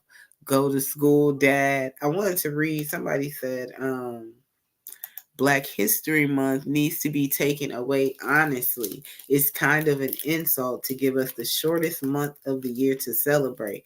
Black History year over. No Black History year over here. Oh, okay, I got it. I'm sorry, Lionel. Yeah, I kind of understand that as well because I mean, and I think it was Dick Gregory that had said that years ago. Like, you know, are any other cultures doing that? Is that, I mean, now they are. I mean, now, but you know, back in the 60s, that was the thing. Like, and it was Carter G. Woodson who started, it was the American, I'm not, excuse me, it was the Negro History Week. And he did it in the week of Abraham Lincoln and I forgot who the other person was, in honor. And then it became, then certain powers that shouldn't be co-opted that Negro Week into Black History Month. So yeah, it kind of is like, I kind of had a debate a little while ago, Beauty Queen, with this woman on IG. And so I use the word so-called, you know this, when I go on my panel, I'll say so-called Black person. Well, she thought it was derogatory of me to say that. What happened? Look at that. Wow, 93. He says my dad is 93 on June. We have the same birthday. The dude is still funny, and of course, married to my mom, 89 years old. Oh, wow. That's beautiful. That is, and that's rare. Yeah, like to be up there in that age and still be married. Yeah, he had another thing in here that he was saying about his father too. I want to make sure I read that really. Let's see here. Where was it, DG? I don't see it. I'm sorry. Not that. Like, I can't find it. Who are you looking for? DG's message about his father. Yeah, I'll have to find it. Carter G. Woodson and Frederick Douglass. Thank you, Ivy. Correct. Yeah. Yeah. Sorry about that. He honored Frederick Douglass because that was one of his heroes, and Abraham Lincoln. Abraham Lincoln's birthday, which was like February 12th or so, and Frederick Douglass. So he did the inspiration for the month. Yeah. So he did the week as far as, you know, a memorial. And again, like I said, the powers that shouldn't be co-opted that and turned it into a Hallmark holiday. While the sentiments are good and great, and it feels good because you're celebrating your culture, but behind that, like Lionel said, is like, nah, we need to get rid of the Black, because when we're saying that word, right, it's still putting us down into that Jim Crow type terms that they use. So when you know the etymology of certain things, you these things don't affect you. But they know that if they use certain words, because you're not saying it's White History Month, you're not saying it's Japanese month, you're not saying it's Pakistani month. You know what I'm saying? Like they use the Black as this gimmick, But they have Mexican American month and Mexican American Heritage Day. They have now Indigenous Day, and then they have like don't they have like some Indian stuff? Like, I mean, because everything you said is nationality. Yeah, true. Black is the color of your shirt. I got on the melanin. But then you got all the melanin, which is what we should be saying, the melanated person. Yeah. Okay, because what you have on your shirt shows the different shades and complexions, but the shirt itself is the color Black. So now when you're saying that again, it's demoting you as nothing. It's in the 14th Amendment. They still have you. They haven't changed the amendment. True, they have not. That you still a quarter or 3/4 of a human? Nah, you better call me copper colored, melanated, I'm high yellow, whatever you want to say. But when you start using the word Black, it puts you in a pigeonhole, and they know this. This is why reparations is not going to be happening, because as long as you still somebody showed me when you do the census, and it's they have boxes, and it's African American, right? They put white, and then next to it, and Native American. Next to the boxes, there's another box to check off. Well, are you Black, but are you of something real, like nonsensical. But when you go to white, they're not asking, are they European white? Are they British? Are they Irish? But they have a whole plethora of, what type of black are you? Hold that thought, Foxy. I'm gonna get right back to that because Gotcha. that is very yeah, that's some fire Yeah, right man. there. Ivy Dream says Carter wanted to teach us literacy. That decision is up to Black American descendants of slavery. Randy So-called, I really see race. I really don't see race. We are all human beings. Everyone is really black. Yeah, at the end of the day. Roz. DG says, Roz, for us Africans, our wives never call us dad. That is gross, but we call them mom. Wow. When we need them to cook us special food, mom, make me that food, please. Right, because you're just begging at this point. Ivy Dream says, that's my culture. It's up to us. San Jose, thank you for joining. I'm glad to see you in the chat. She's speaking to Lionel. Mo Love is speaking to San Jose. Thank you guys for being here and support me. I really, really appreciate you guys every night that y'all are here when I am here, and the fact that it's so late and y'all continue to ride with me. What you're speaking about in the census, Foxy, I totally agree. And I think it's that part where they ask you, like, are you black and are you African American with Hispanic descent? I mean, are you black with Hispanic descent or black without Hispanic descent?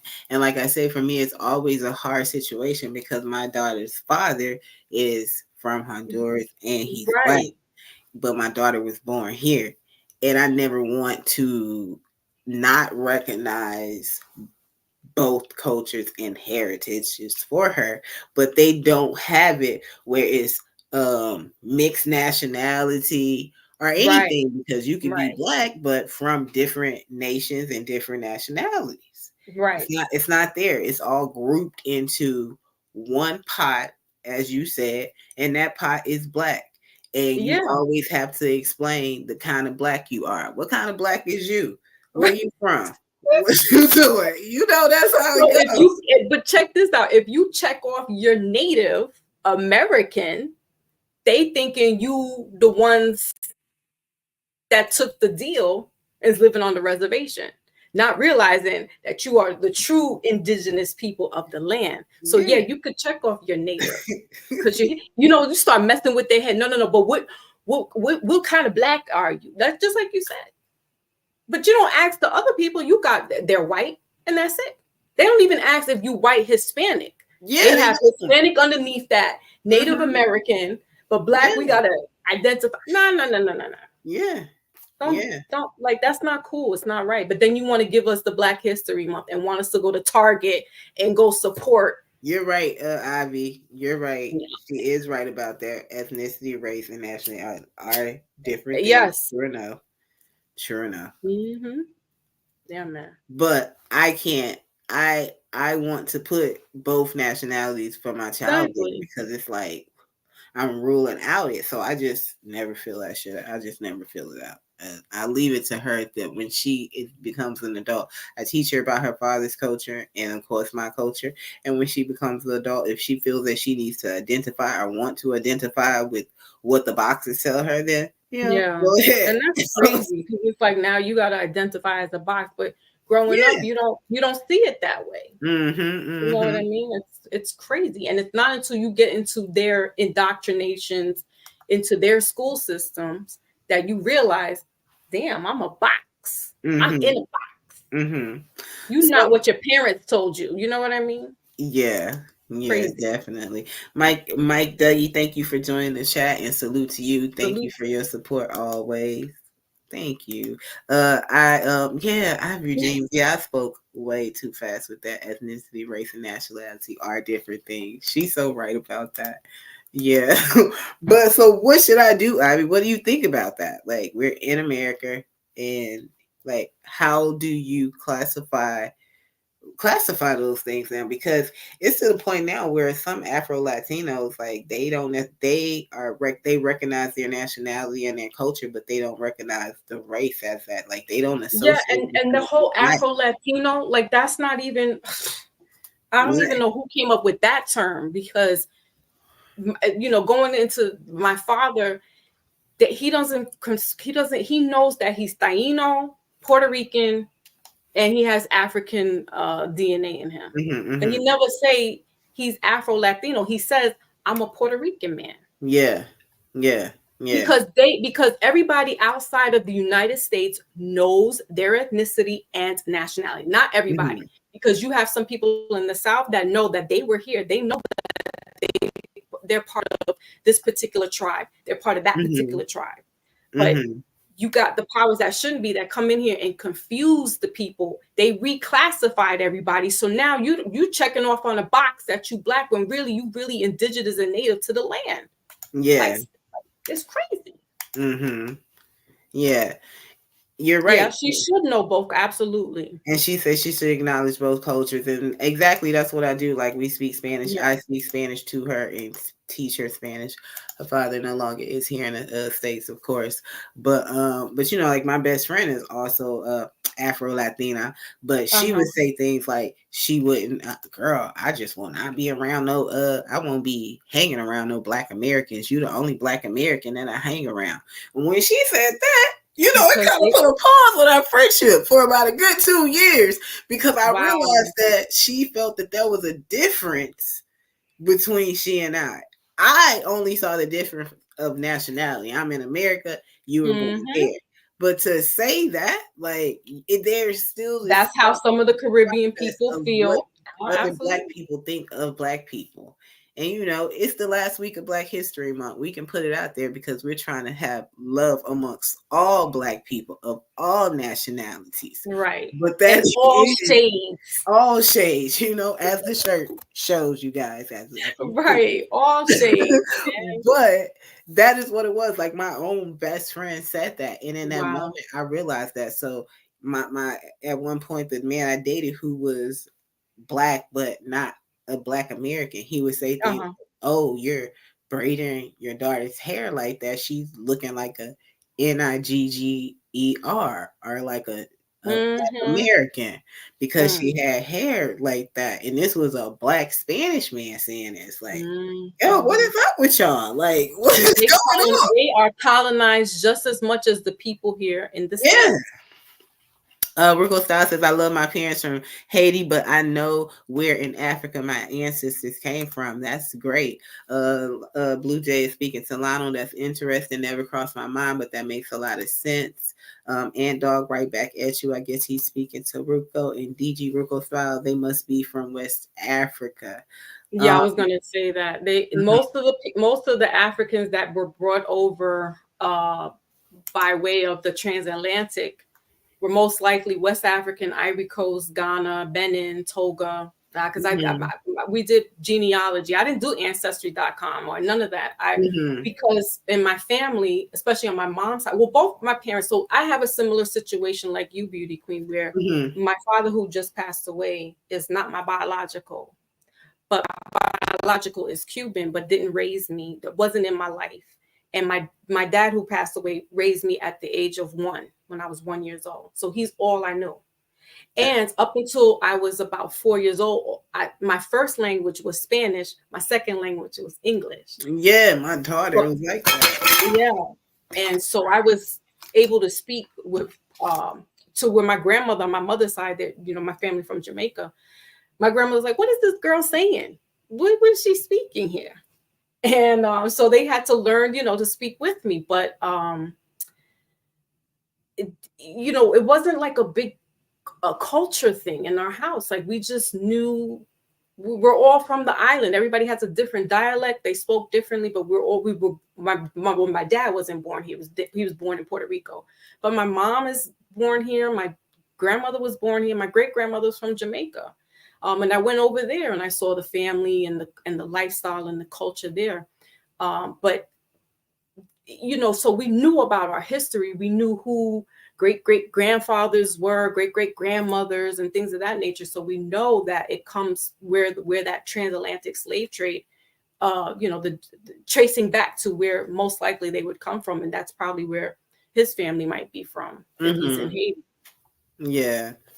No, that's cool. Yeah, but it's a major difference. So, It is sad. I mean, like the whole FBA and that whole conversation there, like, yeah. Yeah, that spins my head. The Moors spin my head. Yeah, it's just so much now that so many different groups and organizations for a Black person to belong to, because there's so many different things that can. Are there so many different elements that can categorize you as Black? So because of that, they have so many different organizations. FBA, what is the other stuff? ADOS or something like that. ADOS, yeah. Then you have the Caribbean people have one. People, Ivory Dream says people from Africa and the Caribbean should respect Black American descendants of slavery You would culture. think so. Let me tell you, Ivy Dreams is my girl. I love her. My people are Louisiana Creole and South Carolina Gully Geechee. We have our culture and organization. That's but right. Ivy, I'm sure you know exactly, even in detail, who, because the Gullah Geechees, they have Seminole and Arawak, like the tribes, like to really, so you could even cement that in the ground, like, look, I'm here. And a lot of people, some of those ADOS and FBAs, and that goes back to the Garveyites, where Garvey, but Garvey was a Jamaican, and he wanted to, instill, like, we're going back to the motherland, which was Africa. Yeah, he got a right to say that because most of his ancestors were African, but not everybody's ancestors are from Africa. Yeah, Marcus, and that's where the whole that Pan-Africanism wants to pigeonhole, because I mean, they didn't know any better, I think the closest person that might have knew a little better was the Honorable Malcolm X, because he knew, but also his mother was from Grenada, so that's Caribbean as well. But he knew, like, okay, I know there's people here. You're indigenous to this land. So he knew that there were people here that were indigenous, and he knew that there were people from Africa that were here that are African American. Oh yeah. So yeah, like division. I think it's just division when it boils down to it. She said she also had Choctaw and European ancestry. Yeah, that's my American experience. Yeah. And then it's the fact that, like, what do you think about people who have this argument? I spend a lot of time on CT and I support him, and he has a lot of others on his show who have a lot of things to say about Pan-Africanism and pro-Blackness. And he ripped me a whole, because he was like, I was just like you. I was like, I ain't Pan-African, but I understand certain dynamics as far as, like, with Dr. Umar Johnson, and even though he's become more commercial and a clown, and if you want to say that, you see other cultures and ethnicities, you don't really see them dating outside of their culture or ethnicity, right? Yeah. So what Umar is saying is, why can't you stay within your Black community and marry and have Black children? And it can sound racist on the outside, but I get what he's saying, because no one else questions why Pakistanis are they marry and there's arranged marriage and they stay together. It's not like they're going out and dating Billy or Susan. Right? They're really staying within their culture. But when we do it and we step outside, it becomes like, oh, why are you dealing with the white man? Why are you with this white woman? Why are you with Becky? So I kind of get it, but I'm like, but you probably are not really African either. Like, you probably have Blackfoot in your family. You probably an Iroquois. Like, you cut it out. You're not from Africa. You're not from Ghana. You're not from Ethiopia. Like, stop. Ivy says, hold on. He says AFR claiming Pan-Africanism is still the funniest thing ever. Ivory Dream says, where is the school, Dr. Umar? SoCal says, we all have Indian and European ancestors in America, being Black Americans. This is a comment in the chat. My mother told her great grandmother was and Dr. Umar asks, is not married. I was going to ask you, Foxy, did you see that video of that woman? I did. Came up there, Dr. Woman. He's like, I do not know this woman. Dr. Umar said you was with who last night? I was like, no, they know better. Like, her big behind and walk up Oh that my aisle. Like, God. you was with me last night. He's like, then he started quoting scripture. He was reading Psalm 23, like, he said, "Oh, no weapon shall form." Oh no, not me." Mhm. DG says, at Foxy, with all due respect, the Black indigenous people in Australia and in Pacific Islands are part of a broader Black family. Would you like to elaborate, or Foxy, would you like to respond? I don't know. When you say Black, it's like, what do you mean? Yeah. EAE says, I want the best for Black people globally. If it makes me a Pan-African, then I guess that's what I am. But on a larger scale, I want the best for everybody globally. I definitely understand That part. Yeah, that part. We didn't all come from Africa. I think a lot of people agree on that. Fox, all humans are from Africa. That is what DG says.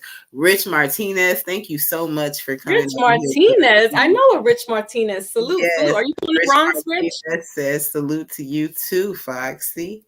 He says hi. Mo Love is laughing. What you laughing at, Mo? EAE says if humanity derives from Africa, then everyone is African. Even Adolf Hitler, regardless of what pit stops your ancestry may have taken 2,000 to 5,000 years ago after they left the continent. Someone is asking Mo to hit the link. And Dog is saying, salute, Foxy. My mother and grandmother was your complexion, sister. It's my father's color. Oh, okay. Cool. Yeah. That's awesome. And I'm sure there's no mixture in it. That's just how it was. Mm-hmm. Yeah, and I have on my mother's side, my great grandmother, her father was from England, from Britain, so European. But yeah, and I'm sure, like, if I knew what my biological, besides them being from Cuba, I'm sure there's some. I gotta look who you gotta look at who was the people that were in these islands. The Dutch, the French, the Portuguese.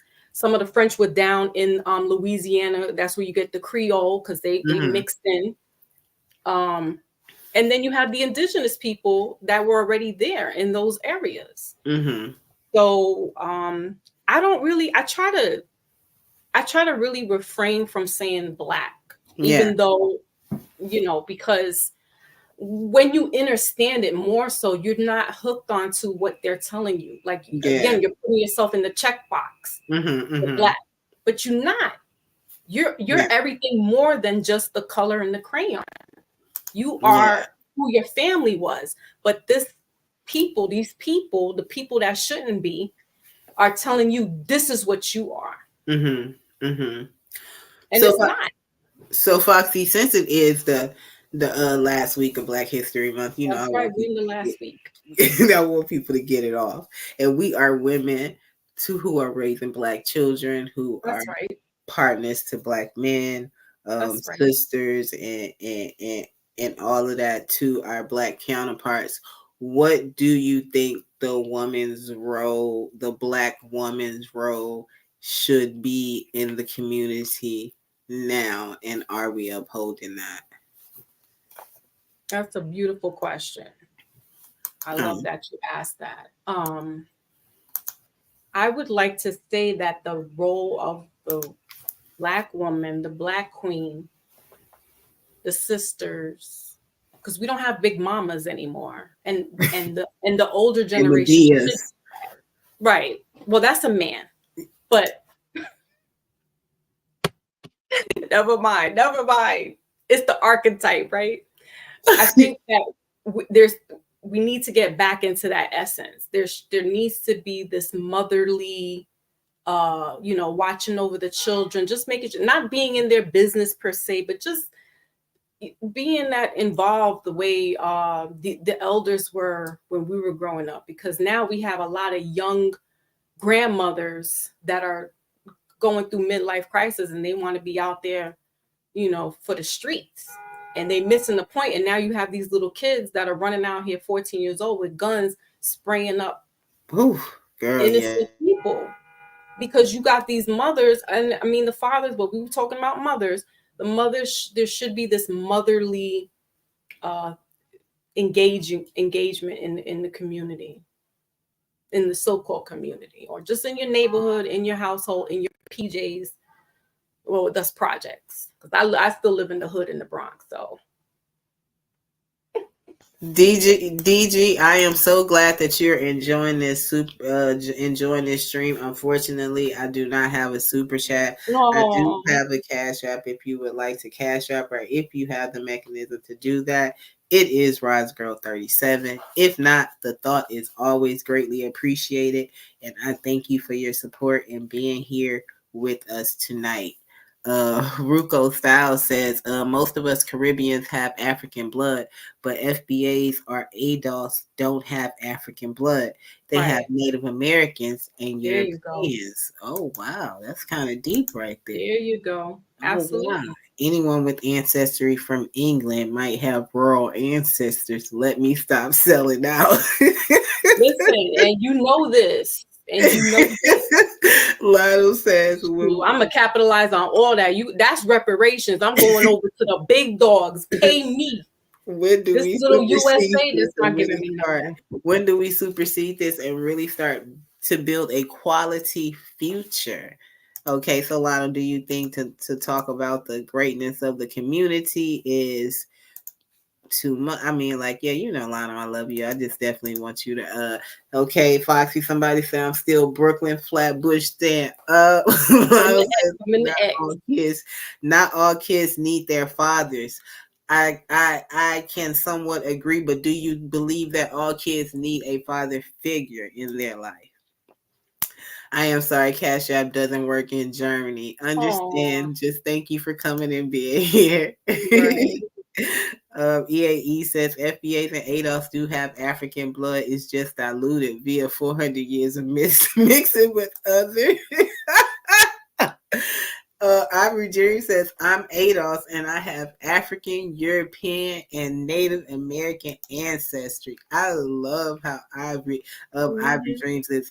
Ivory Dreams is always talking about like her ethnicity and nationality as far as like the love for it. She gets it, yeah, because she gets it. That's an intelligent woman. That's who we talk. Intelligent people. Exactly. Wiley's in the building. Hey, Wiley. Thank you guys for joining. I do appreciate that. If you have not hit the like, please hit the like. If you have not subscribed, please subscribe to my channel. I do have the pleasure of having the beautiful Foxy Moon up here tonight. She has her own channel on YouTube, and it is Foxy Premieres. So if you guys have not subscribed, please subscribe to her channel. She has wonderful shows, Mindful Mondays, great discussions, and tells you a lot, very great for the soul. So you guys please check her out. I definitely appreciate you up here tonight. So I asked you about the woman's role in the community. So in the same respect, what do you think the Black man should be doing in the community? And do we think he's doing enough, or do you think he's doing enough? He's kind of the same way as some of these mothers. He's living this glory life, where we don't have that engaging, teacher, role model. You don't necessarily have to be a drug dealer to be the role model that's who you want to be, and you don't have to be a doctor either. There's plenty of men that are civil service, blue-collared men, that work with their hands, and they're not, there's some, I don't see it, but there's not that engaging of the children and showing them, how to change a tire, how to do this, how to, be functional. But now everything's computerized. So it's like, man, they're wiping out, the whole motor skills. But just, be more engaging with the youth. I know they can be a little combative because they're coming from a different, genre, if you will, a different age or what have you. But I think the problem is that the parents are being the children now. And so who's who's maintaining the fort then? You're right about that. The wisdom. Where does the wisdom come from now? Right. Who's holding that down? What are we passing down? Like, I feel like we've lost like our sense of. I don't want to say culture. I just want to say, as a group of people, lately is as if we're lacking morals and ethics and things that we value for, like, want to value our brother and sister and love our brother and sister. Like, we're not exhibiting that from killing off one another, Right. or aiding the system to take each other down. Right. Over and over, like, we see it perpetuated in cases and in history, and it's like this big whole thing with the Atlanta attorney who's now in the thing, but she was the main one trying to bring down the young organizations, the rap organizations, bring them Right. And wasn't it rumored that she was racketeering, sleeping with one of them? possibly so, for racketeering and everything like that. And now her record and how she's conducting herself is not of character and ethical standard. And we pedestalize these things, like she was in a church speaking on that and thanking God for what? Thanking God for keeping you this long, for keeping that cloth covered over you so that no one can see. Like, Right. come on, Foxy, were you able to put your channel in the thing? I wasn't able to put the link because I think you have to be a moderator. You could well, I don't know if you could do it, but I just wrote it in. Okay. I wrote it in. It's Foxy Moon Premieres. Thank you, EAE. Thank you. Yeah, like, I also do tarot readings. Ooh, for those who are interested on hearing about their love life. Yeah, can you explain that to some? Because some people see that's like a psychic teller or something like that. What was it? Who was it that Jay Savage? He was like, she sells snake oils and reads Uno cards. Yeah, I do read cards. I haven't I closed my calendar down for doing private readings right now because like I said, just with the death of my dad, I just want to take some time off from that. But I do come on, or I do shorts, and you guys can check out the daily, or not the daily. I do like midweek and Fridays. I'm supposed to be doing it today, but I didn't. But yeah, just I don't know what else to say. I just read the cards. It's intuitive, it comes to me, intuitively. Mm-hmm. I don't do spells. I don't do hexes. I don't play with the Ouija board. The card is, that's it. I don't go above any of that stuff.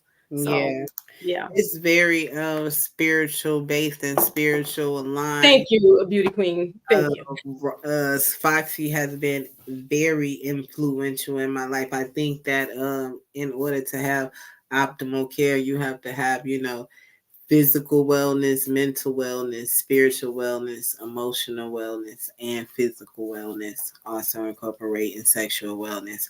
Foxy is able to speak to you about mental, spiritual, emotional, and sexual wellness at that. Tell you many things that will aid you and help you in maintaining and aspiring, getting to your higher self. Listen to her, try her out. She has shown her works and her power in my life from who has taught her and led her. So it's a great experience, just learning the different crystals, learning about different oils, and and all those different things. And then she's just knowledgeable about the community, being in New York and being in it, being a mother, a Black mother at that. And right. Always here, I like transparency and authenticity, and that's why we buy Foxy. Like, it's not about people. I always say it's important how to get the message to someone, but also how that message is conveyed. You need to know who you're talking to in order to get that message to them. And I think we get that. Like, we're not trying to be Polly Posh and da da da. Exactly. Exactly. I live this, like, poof. Yeah, because you see me, I'll come out here with some wild stuff. Like, don't think that I'm sitting on the monk corner, listen. I think people, thank you, Blue. I think people, again, going back to culture and things of that nature, our forefathers and foremothers, they practiced spirituality, if you will, not religion, right? They gave homage to what was giving them the crops. So they would praise the rain, the sky, the sun, the wind, the water. Everything had a spirit in it. Everything has a spirit in it, right? Animals, trees, things of that nature. So when you get these so-called, we're using black and white today, so-called white Europeans that put out this religion and indoctrinated people, it became spooky. It became scary. It became evil. You don't practice that type of stuff. Yeah. So it's taboo in Christianity when you hear somebody reading tarot cards. But lo and behold, and it's come to light that my great grandmother was a spiritualist and doing spiritual baths and reading tea leaves in Grenada and here in New York, in Brooklyn and in Harlem. So I'm like, and she sit there and have her Bible too. Yeah. So we have to remove a lot of stigmas that other people told you who you are. Yeah. And think, that's wrong, that's evil, da da da da da. No, as long as I'm not dabbling in anything that's unsavory, I'm not affected by it. And if my family was practicing something way before somebody else, some man-made thing came through, then I'm going with the essence. There you go, Foxy. Ooh, thank you. Aw. Yeah, Blue Jay is awesome. She's so awesome. She'll love your channel. She'll love your channel. Yeah. Yeah, she should fit in. Yeah, she'll love it. Yeah. Yeah, but yeah, I do have my Mindful Mondays so that people who are not interested in hearing about the cards can come over and hear conversations about Black history, about knowing that there were Black Indians, knowing that you Black people are indigenous to America. Yeah. Okay.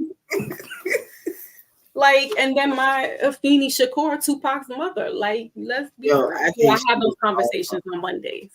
Yeah, I think Afeni was awesome. I was reading that book right there. Oh God! So I'm into it, and I haven't finished it yet. But I'm like, wow. And I feel like when it comes to talking about the Black Panthers, because they also are part of this Black History Month. Would you like to? EAE says, I know some beautiful Wiccans, aka witches. They're always using mulattoes with high sex drive. Yo, booster. Oh Lord, so stupid. No, I don't know no Wiccans. That was a girl. Witch. That's another. Yeah, that's another chick on YouTube somewhere and living her. Yeah, I won't say I'm a witch. I say I'm definitely not a witch. He's not speaking of you being a witch, but he's talking. No, I'm a high priestess. Yeah, witches are beneath me. But so going back with the Black Panthers, when they started, it was because, again, when we're talking about the women and the men in the community and how the mothers should be there taking care of their children. Well, the children weren't being fed, probably were not being fed in school, or because of their color of their skin, right? So the Panthers came up with many things, and one of the things was having the free school lunch, or rather the breakfast program, where the kids would come into somebody's house. So it'd be like Raz Girl would have her breakfast. One morning would be all the kids coming to her house. Another day would be my house, or it was in a center, and they fed all the children in the neighborhood. And don't you know that the powers that shouldn't be co-opted that and made that the WIC program? Mm-hmm. Never gave the Black Panthers the credit. Their credit. Well, of course. You know, they want to whitewash everything and take it as their responsibility. And then when it goes bad, they will say that we abused it and did everything to it, you know. Right. When it started Yeah, off and for a Afeni, different purpose. right. Mm-hmm. Afeni doesn't get the credit. Mama Afeni Shakur does not get the credit that is due to her because she was very significant and intricate in the Harlem chapter in New York City. And Yeah. so when you hear the Panthers, it kind of glosses over her. And I'm glad that they did. I don't really like the fact that the Hughes brothers did the documentary, but they did justice. Maybe this is their way of Mm-hmm. saying sorry to Tupac.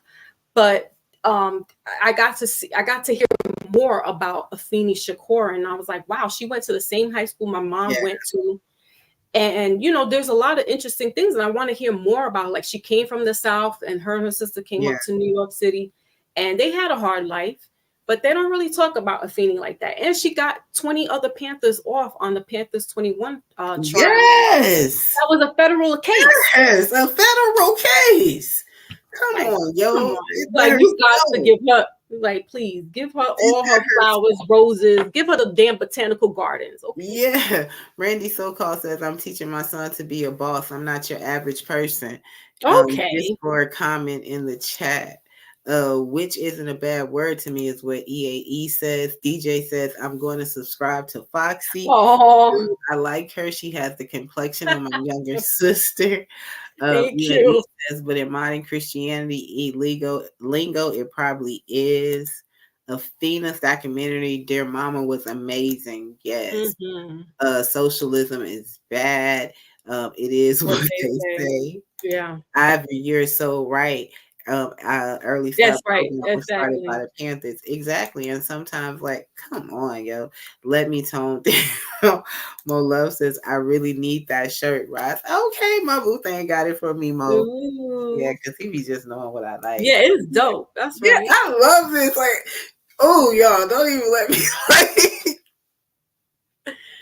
I just love it because it's like everything that I am. So I appreciate it so much for him, for that he got it for me. And then, you know, it's the last week of Black History Month. So yeah. Represent.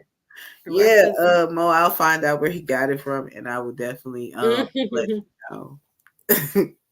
It says, I'll admit the way Afena would allow Tupac biological father into her son's life put up a lot of obstacles in his way. I talked about that 3 weeks ago. That's a good statement, EAE, when she said the way he allowed his biological father to be in his life. A lot of people think that it's very important to have a 2-parent home and for the father to be involved. And Afena made sure that that man Weldon had his presence in his life. Do you think that regardless, and there's another conversation going on that women should be with their biological their children's father, period. They should go back and make it work with their children's father. Do you think that women should be with a productive man who is going to be influential in that child's life, or it's more important for that child to be with their biological father?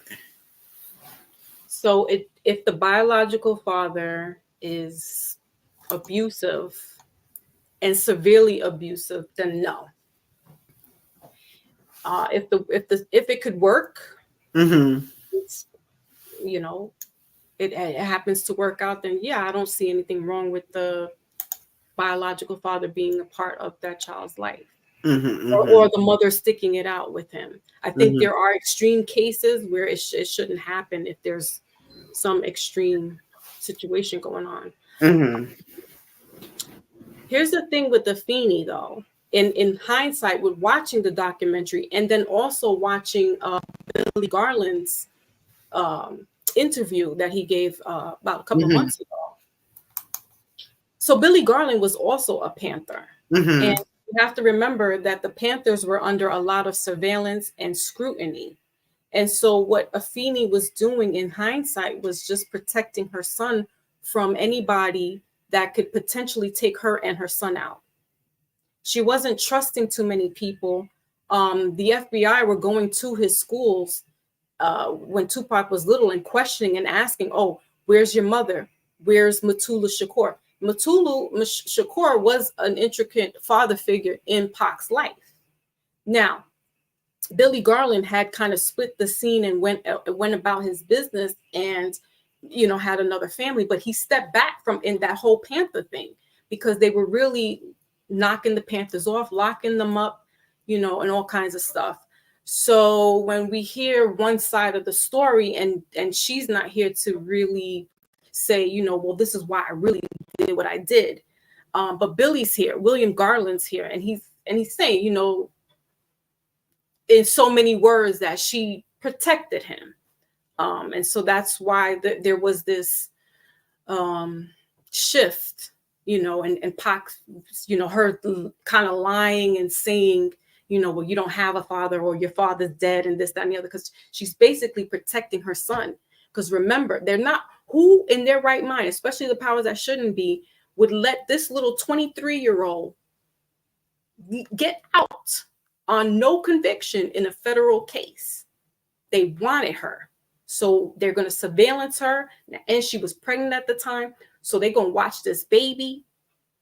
Billy knew this stuff. So yeah, we have to like not take sides, but understand the whole plethora of that dynamic. And this isn't a regular man and woman that just got together and think. This is the Panthers that we're talking about. Like they on the FBI's radar. So that's a special situation that you kind of have to understand it, like to be in it. And so I get it. She did what she had to do. He's not really mad at it anymore. And he doesn't talk bad about her. He just is like, you know, I'm sad my son is not here. But he got to speak to him, and, you know, the time that he did have, he got to be with his son. So, yeah.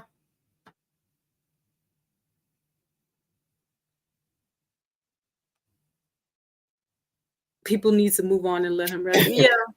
I'm sorry, Foxy. Yeah, you're right. I think that it was such a bigger picture to that because of her, like you said, because of her influence in the Black Panther organization and the community. He had a whole lot of more surveillance on him. He had a whole different life. Yeah. You know, kids, you know, so. And what he was trying to do, Tupac, was what we were just talking about right now, as far as being in that community, because he always was to the little girls and the little boys, like, listen, you know, teaching them and trying to unite the gangs, like no more war, like we got a bigger beast to battle than us fighting each other. And he was doing that at 19 years old. What half of us at 19 was not even thinking about that. Yeah, you're right. This young man was way ahead of his time. But he understood his assignment, and he tried to go in it in a roundabout way. But you know, the street is watching. Yeah. So you said that you don't think that we should be celebrating Black History Month. It shouldn't. So are you saying it shouldn't be called Black History Month, or we just shouldn't be celebrating Black History Month? I mean, if it's going to be celebrated, there needs to be more education behind it. Like they can't just keep giving, no disrespect, but I love him and he's my Baba, Malcolm X. There's more people. There's so many more people that don't get recognized. That is a shame. So it's like this powers that shouldn't be put you in, again, a box. You're only going to learn about Rosa. You're only going to learn about Malcolm. You're only going to learn about Martin. You know, they're not telling us that there was Black women aviation back at the same time with Amelia Earhart.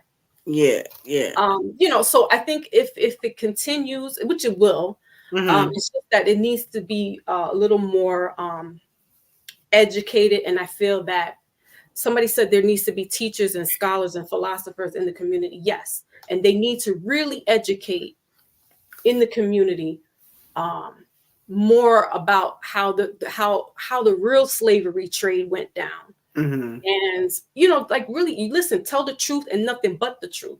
At this point, don't cherry pick certain things out of history that you want to make it sound good. Mm-hmm. Tell me all of it, even if it sounds really horrible. I want to know it all.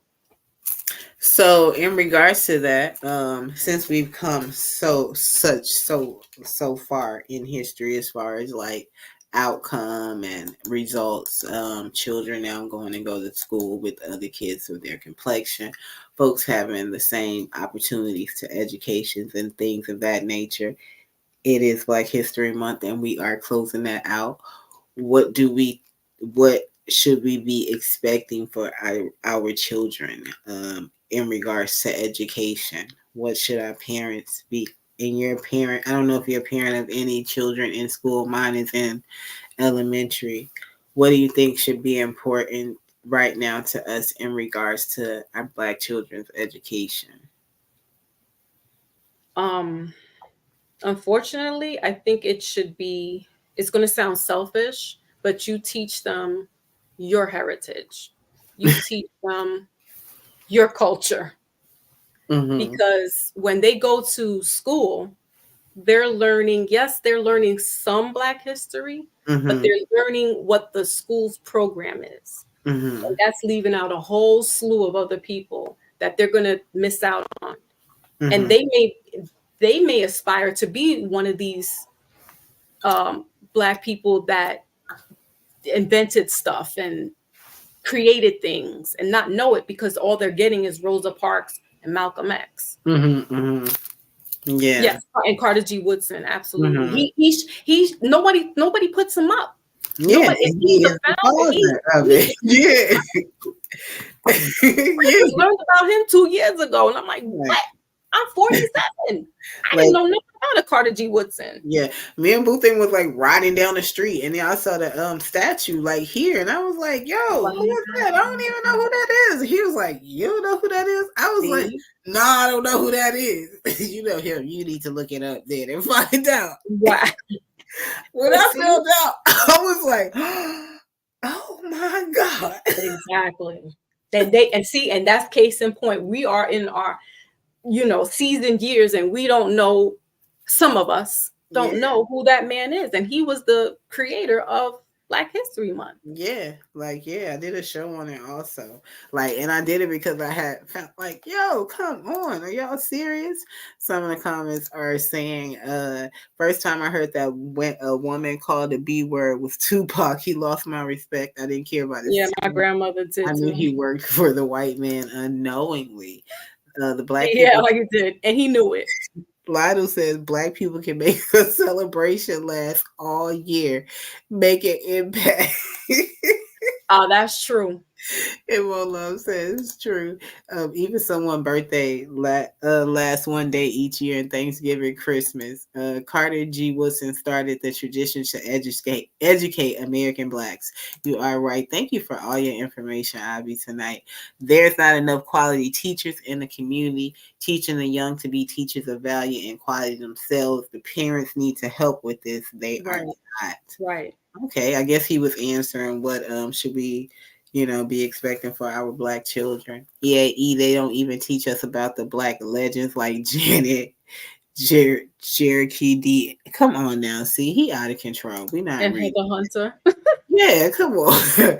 Every day is Black History Month, and Abby says, "I love the book that Miseducation of the Negro by." I gotta get that. Yeah.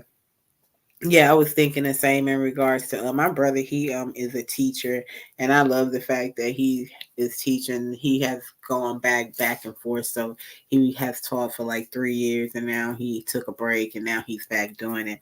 But I'm always like, yeah, you need to be out there, influencing our young kids, our young Black boys. And he's like, like the parents need to influence and get a hand on it.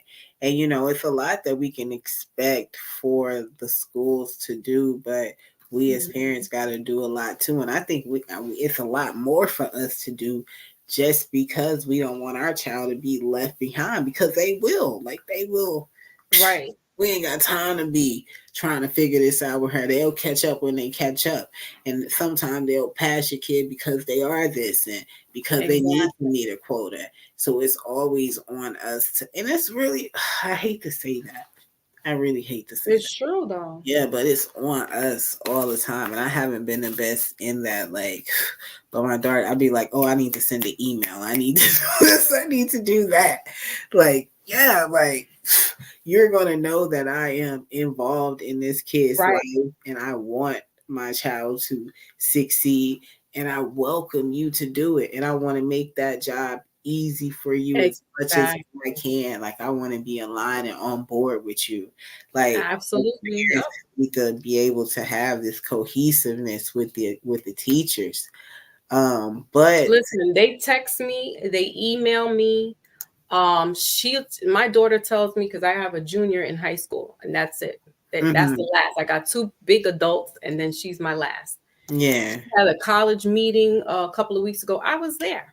I didn't see too many, and I don't know how many students there are, but they should have been. Most of the juniors' parents should have been there. Yeah. Yeah, you have to be active, proactive, and not expect the teacher to teach to educate your children, because they're educating other children as well. In this, you got 30 kids, 25 kids in a classroom. So you got to work with the teachers, and that's what I do. And Raz Girl sounds like that's what you sound just like me, because I've been doing that since she was in preschool, talking to the teachers, show me, give me a copy of her homework, so I know what you're doing. My mom be like, calm down before you send the email, calm down before you calling people, because I be, no, I know my baby this and that, you know. Right. Like, please, I gotta know what you're doing. So we're all on the same board. Where the homework at? I'm like, oh, we done did the homework. It's 3 weeks of homework in a backpack. Are y'all not picking it up? Like, it just be a lot. Like, it just, because you just need to know. And I'll be like, that could be a tactic to keep your child behind. You just never know. Exactly. That's what I think. Right. So, I could be correct. No, I mean, it's good to be on point regardless, even if they're not thinking like that, because you just never know, like you said. You just never know. What is he talking about? Oh, look at the kids, Black community, yeah.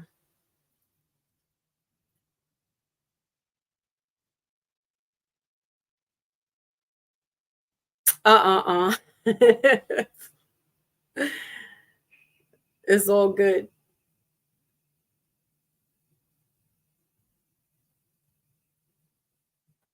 Wait, your mic is off.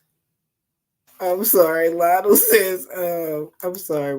This says, I was just talking. Roz and Foxy trying to have a high vibrational, enlightening discussion, and we're ruining it with the talk of porn. Lord forgive us. Yes, Lord. Actually, he brought it up, so pray for you. And Lionel says most parents aren't doing their homework with their kids, which is the point of homework. So true. So true. So true. Because how else are you supposed to know? You don't know what they're learning, so you have to see what they're doing when they get home. Ask for it, ask for it, ask for it. And if the kids like, we don't have it, you better call the teacher in the morning or send an email out. We didn't get it. We need to know what it was. Yeah. Yeah. Stay on top of it. How is it in NYC now with the mayor and the new law? You mean Chicken George? A lot of people like Mayor Adams, right? Who likes him? People who are not from there living there.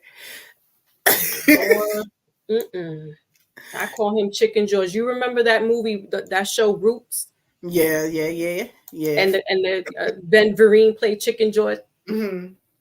Yeah, I think he has some good qualities about him. But when I went to New York looked like a completely different place. Like, right. Like, just looked completely different. Like, yeah. Well, that's under his administration. Yeah. Him and the other one before that. They're running it.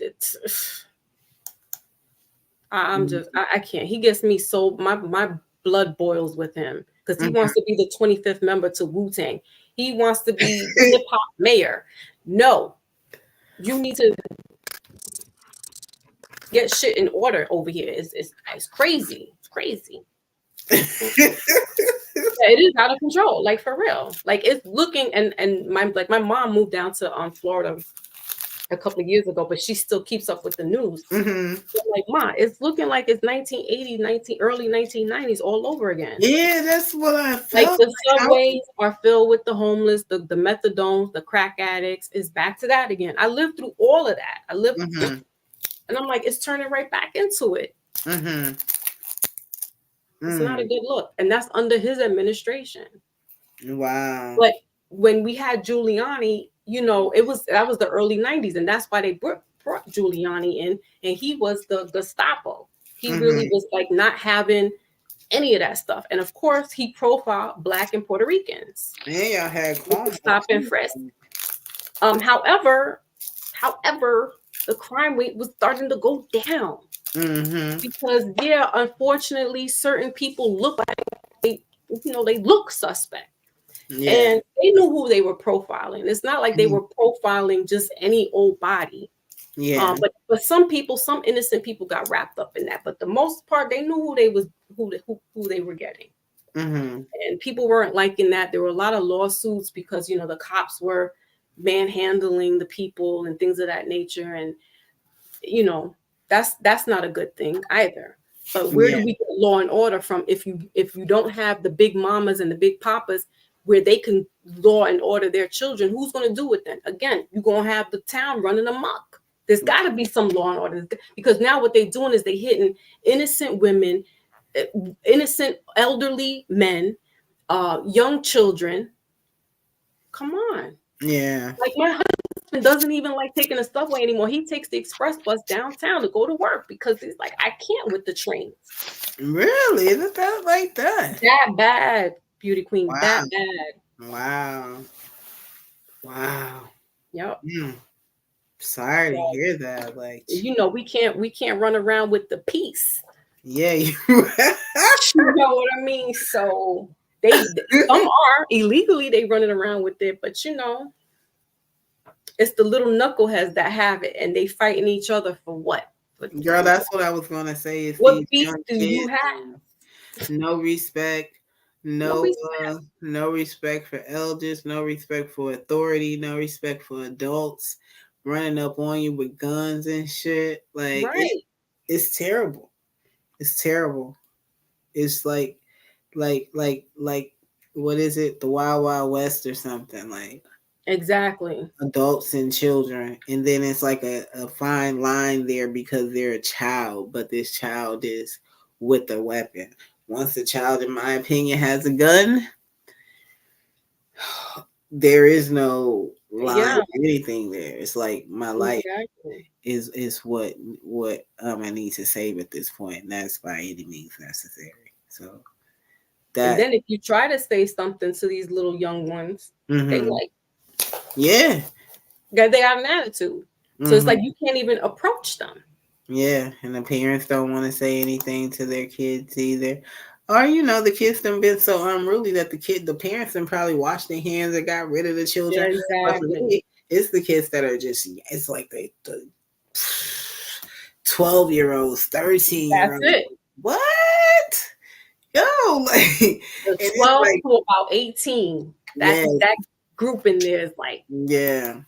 I love to see little girls with like ponytails and pigtails in their hair. Yeah, just be little girls. Toys and stuff. We don't have that no more with this culture of social media and technology. And I won't necessarily say, but technology. Technology just allows them to be able to do everything.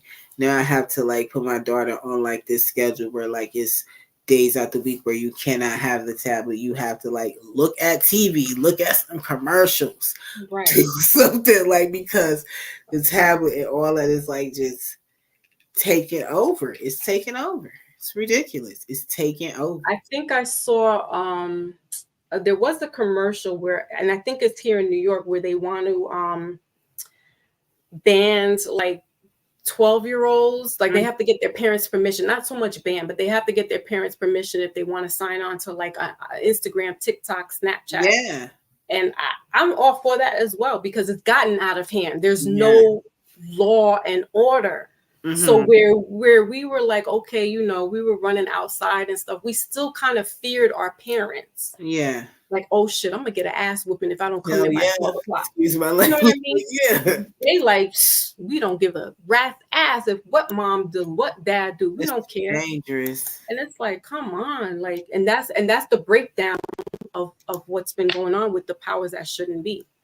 Yeah, and this is and throwing in this social media, you know, it's a recipe for disaster. So it's like, where do you get a hold? You got to get a hold somewhere. But I see some women, like they put their little girls with the wigs and the eyelashes on Instagram and stuff, and they laugh and it's giggling, it's cute, it's fun. Yeah, okay, you know. But she's gonna get used to that, because now you putting in something, into, you know, you setting up the stage. You gotta just let kids be kids.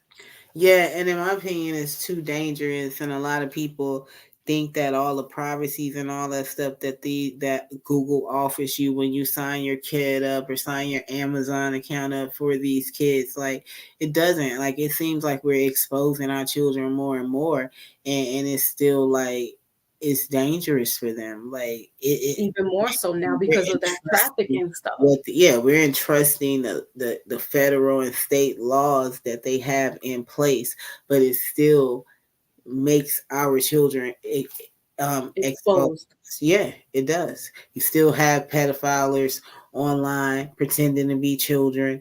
Exactly. You still have then you got this influence of this AI bullshit, and you don't know what that is. Right. And kids like talking to them and playing with that. Like it is out of control, Foxy. Yeah. It is out of control.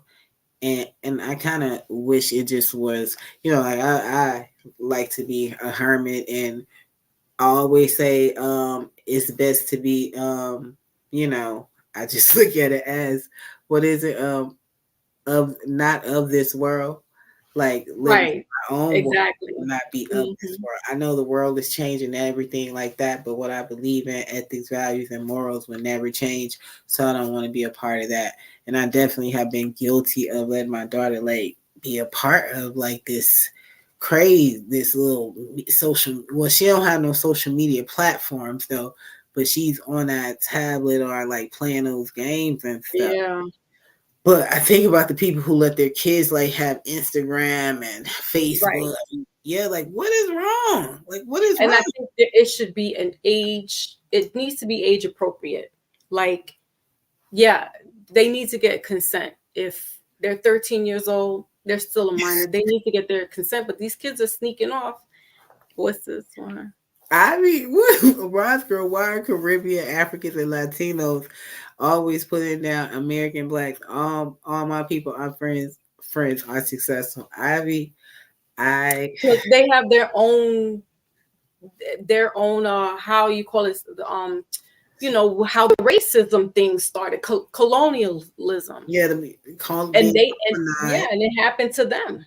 And they don't necessarily relate to the African American struggle because they aren't. That's American. Not their struggle. They didn't have a struggle over here in America.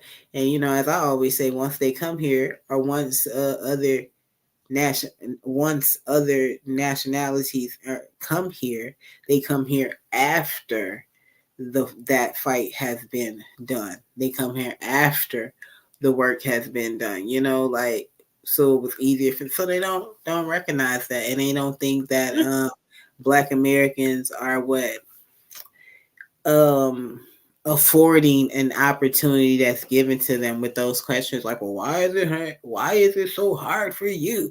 It shouldn't be hard for you. You have free school, you have this, you got that, but they still have to live in an American system that isn't equal for everyone who's American. And it's unfortunate that they missed that part. That's what I would say, Ivy, and it doesn't make it right, and it definitely does make it wrong in my opinion. So, yeah. Blue Jay says, Ruko Style says, way long before the internet. People don't believe me when I tell them in the 80s we were left to ourselves while our parents went to work. The streets were full of kids. Yes. Yep. Playing outside. And then if your parents got home, like you had to be up in the house before they got home from work if you were supposed to be outside. Exactly. Ivory They dreams. call latchkey kids. Yeah, latchkey kids. Ivory dreams. Those are African and Caribbean losers. With we Africans love our Black Americans. Ivory dreams. Where did that come from? Nobody was talking about that. Something was said earlier. Roz, we Africans are still struggling. DG, I said nothing about the Africans. Like, I hope I did. Ruko, exactly. My mom always worked and we didn't have cell phones. So basically 3 to 4 hours was unattended and That's untraceable. Yeah. Y'all are still right. That's Yeah. like we had to navigate. Remember having to put the quarters into the phone booth and calling your parents? I remember my mom being at work and I just had to be cool until she got home. She worked for 8 hours, no communication. A house phone, sure enough. So if you the house phone, but my mother was like, "You make sure you in the house by 3 o'clock. I give you 3:15. If you not there, your ass is grass." Ooh, yeah. I was in that house like I didn't want no beef. Yeah. Then I ask her while I'm on the phone, "Can I go outside?" And she said, "Yeah." Be home before I get in, back in the house before 6 o'clock. Yeah, I had to make sure that the house was clean, food was cooked. You had to cook food too? Yeah, my mom's bedroom was clean. All of that stuff. Like, I used to be like, yo, my mom be like, oh, I bought you a gift today. Mops, brooms. Like, oh, you're going to learn to make sure that when I'm out here doing this, you're going to be able to keep this up. Damn. But yeah, now it's one of the best things I do. I like always want to sweep and all this kind of shit. So yeah, it helps me with my I don't know if it's depression or anxiety, but yeah, it helps calm me down when I start cleaning up. Yeah, like I'm like a sweeper. So yeah, when I'm like anxious or something. Yes. Yeah. I go through that too. Start sweeping. Like it'd be 12 o'clock at night, just get up and start doing stuff. They like, why aren't you in bed? I'm thinking the mind just won't stop thinking. Right. And it's like you don't even want to be thinking. Like, oh, I don't even want to say. Right. Like I want to be asleep, but life is happening right now in my brain cells. Yeah. I can so relate. Life is happening. Nah, thank you so much for answering all the questions tonight. That was wonderful. Yeah, thank you. So what do you think about vibrators? No. We don't do that. That's not good for our bodies. What happened? He said vibrators. It's terrible. Yeah, you are acting terrible tonight. It's the full moon. Okay. Yes. Got it. In Virgo. So people gonna be acting up tonight. Okay, well that's a good thing to know. Whew, Lord. Or lack of progress. Mercy. The problem is a lot of our progress can be rooted by the parents giving limited attention. I mean, yeah, it's just the way you're raised too. Like, I don't know. I don't know. I think the morals, like you said, the culture shifted. So the morals are just being thrown out the window at this point. Yeah. People are just like, whatever, because you got parents who are engrossed in social media as well, tablets. Oh yeah, definitely. On a computer, so it's pretty much got everybody in a chokehold. Can't get away from it. I'll sit here. I may not be on the computer. Sometimes I slide through Instagram, but then I'll go on YouTube and I'm watching all these, shows, documentaries, or sometimes I'll come on, but I'll be in there for a minute, like, whoa, just flipping through. Girl, I get a hold of Dateline gets a hold of me and I can't do nothing. Like, I love Dateline. So you like the murder mysteries? Yeah, with some gummy bears and wine on point for me. Lionel has joined the party. Okay. How are you? Hi, Lionel. I'm okay. I saw your comments in there. You were very involved and aware. So how about you share? What do you think? What are your sentiments for the end of Black History Month? What do you think the woman's role? I'm gonna ask you those questions that I asked Foxy, if you don't mind. Okay. The what the woman's role in the community should be, a Black woman in the community should be now. Now she needs to be a teacher. That's the primary role. She needs to be a teacher. She needs to be teaching her kids and the community, or as much as she can, teaching other people how to be teachers and teaching them how to be leaders. Okay, I like that. And then I'll ask you the same question in regards to the male. What do you think the Black male should be doing for the community? Oh, it's the exact same thing. They both should be coming together doing it and teaching quality at that. Mm-hmm. That way you can create bosses, but bosses that are teachers and leaders. People of quality. Mm-hmm. Because that's not what we're doing right now. Mm-hmm. Would you like to elaborate? Sounds like you have, I can hear some passion in that over there. Well, that's because I've been fussing at people most of the night. Yeah. And we were talking about other children. What should we as parents, or what should we as the community demand or require for our Black children when it comes to education? Well, I'm gonna say this to go into that. I definitely hear way too many excuses from the parents in the Black community. I could definitely go out of this, but in terms of the Black community, there's way too many excuses being given why they can't do certain things for their children, or why they can't attend to them or their schoolwork or extracurricular activities. And it's like, I have to have a job, or I have this going on. There's no excuses you can make. You got to find a way. And you have to be able to really understand that you're teaching the future. Like, if we're not focused on teaching the future and still learning ourselves, we're going to be stuck. Mm-hmm. And a lot of that's not going on. Mm-hmm.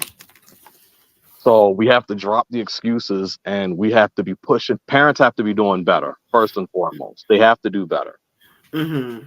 So, and because of my own personal experience, it's absolutely hard for me to listen to excuses when 9 times out of 10, my situation's more of an extreme situation, but I saw a parent who had no excuses and had to make it happen no matter what.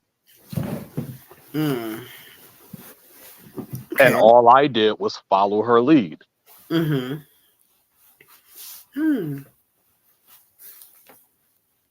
Thank you for that.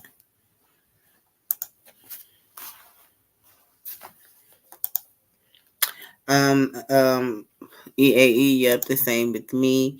You're trying to be HB. The woman needs to be the wife first and then the teacher. Do you agree with that, Lionel? I mean, depends on what are the duties of the wife, though. Everything's gonna, in this day and age, everything has to be explained, because you could be a wife and just sit at home. It doesn't mean you're raising the child, doesn't mean you're instilling quality information into the child. Like, if you're not prepping the child to learn trades or learn things that's going to help them become a creator, help them build versus just getting by, what are you there for? Mm-hmm.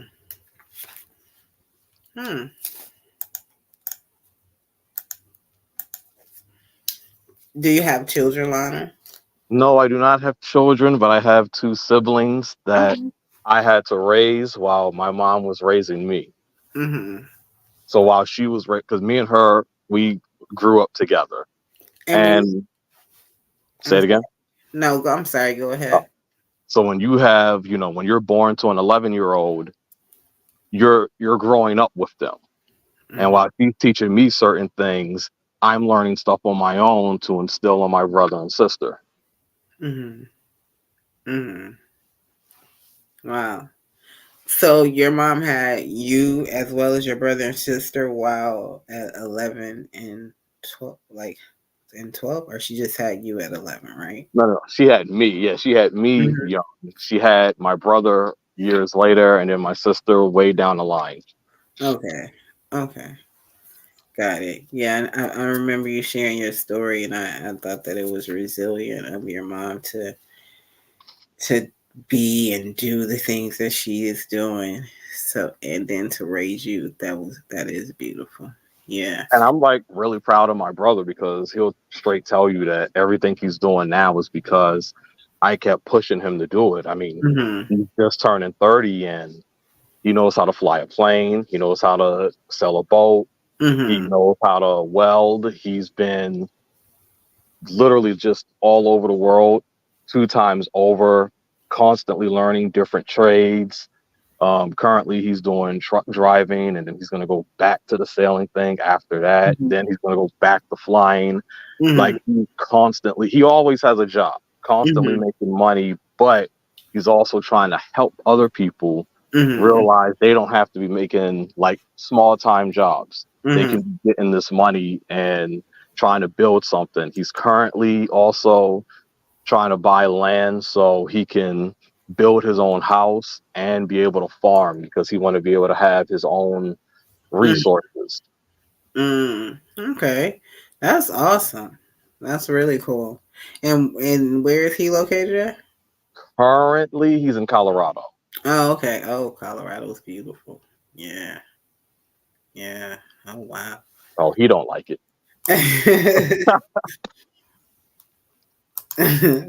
I'm back, beauty queen. I have to make a. Okay.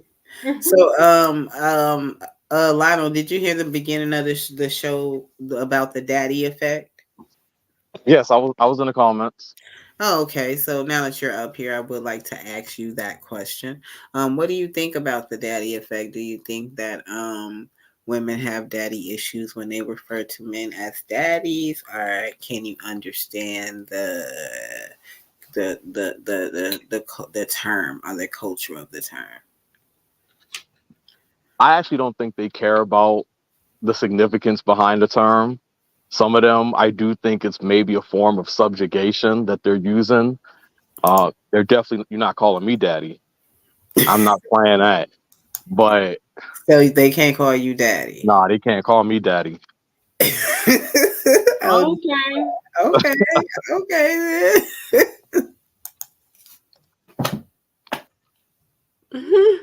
Y'all have been hilarious tonight. Go ahead, Lionel. I'm sorry. No, I just think I don't like how the term has been used because it has been at this point over sexualized, in my opinion. Mhm. And nah, I don't like the term at this point. Do you think that's from the new craze of porn and the influx of that too? And now people mimicking those terminology, those wants, those things now, and that term has been sexualized for that reason also. That I don't know. I Mm. definitely don't know because I talk to older gentlemen and they use the term basically like saying, "No, I'm gonna have that little girl calling me daddy." You Oh. know, just saying. Like I hear older gentlemen all the time, and they're using this term in a sexual manner also. Mm. Because you got to think during the black exploitation movies, that's how they would like, especially like the pimp and whole kind of culture back then. It was like, yeah, call me daddy. Who's your daddy? You know, things like that. So they made it into a sexual, more sexualized than as opposed to being innocent, where you just. And also it may make it to a form of involuntary submission. If it's like, who's your daddy? Call me your daddy. Yeah, like why would you require someone to call you such high regard for that in that pimp and hoe tradition? Excuse my language, guys. Foxy got me up here cussing. What you eating, Foxy? A Cinnabon. Oh yeah, that sounds real good. I had to get some water, but I was like, I need something sweet, and I don't have any cookies around, so I was like, I need to get some. Yeah. Yeah. Lionel, did you get your black paraphernalia tonight? I am wearing all black, if that counts. Okay.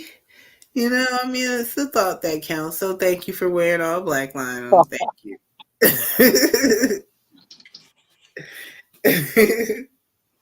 Oh wow. Somebody was mentioning as far as like with plumbers, I think it was Rocco Tiles. Oh wait. So when I had mentioned blue collar, there's nothing wrong with that. I think that what happens is because you have this new manosphere or whatever that are talking about, oh, you know, with the Kevin Samuels whole thing of, you know, are they making six figures or the woman wants six figures and all this stuff. I didn't come from that. I came from blue collared hard workers that, you know, made a lot of money, had pension benefits, health benefits, you name it, we were good. Mm-hmm.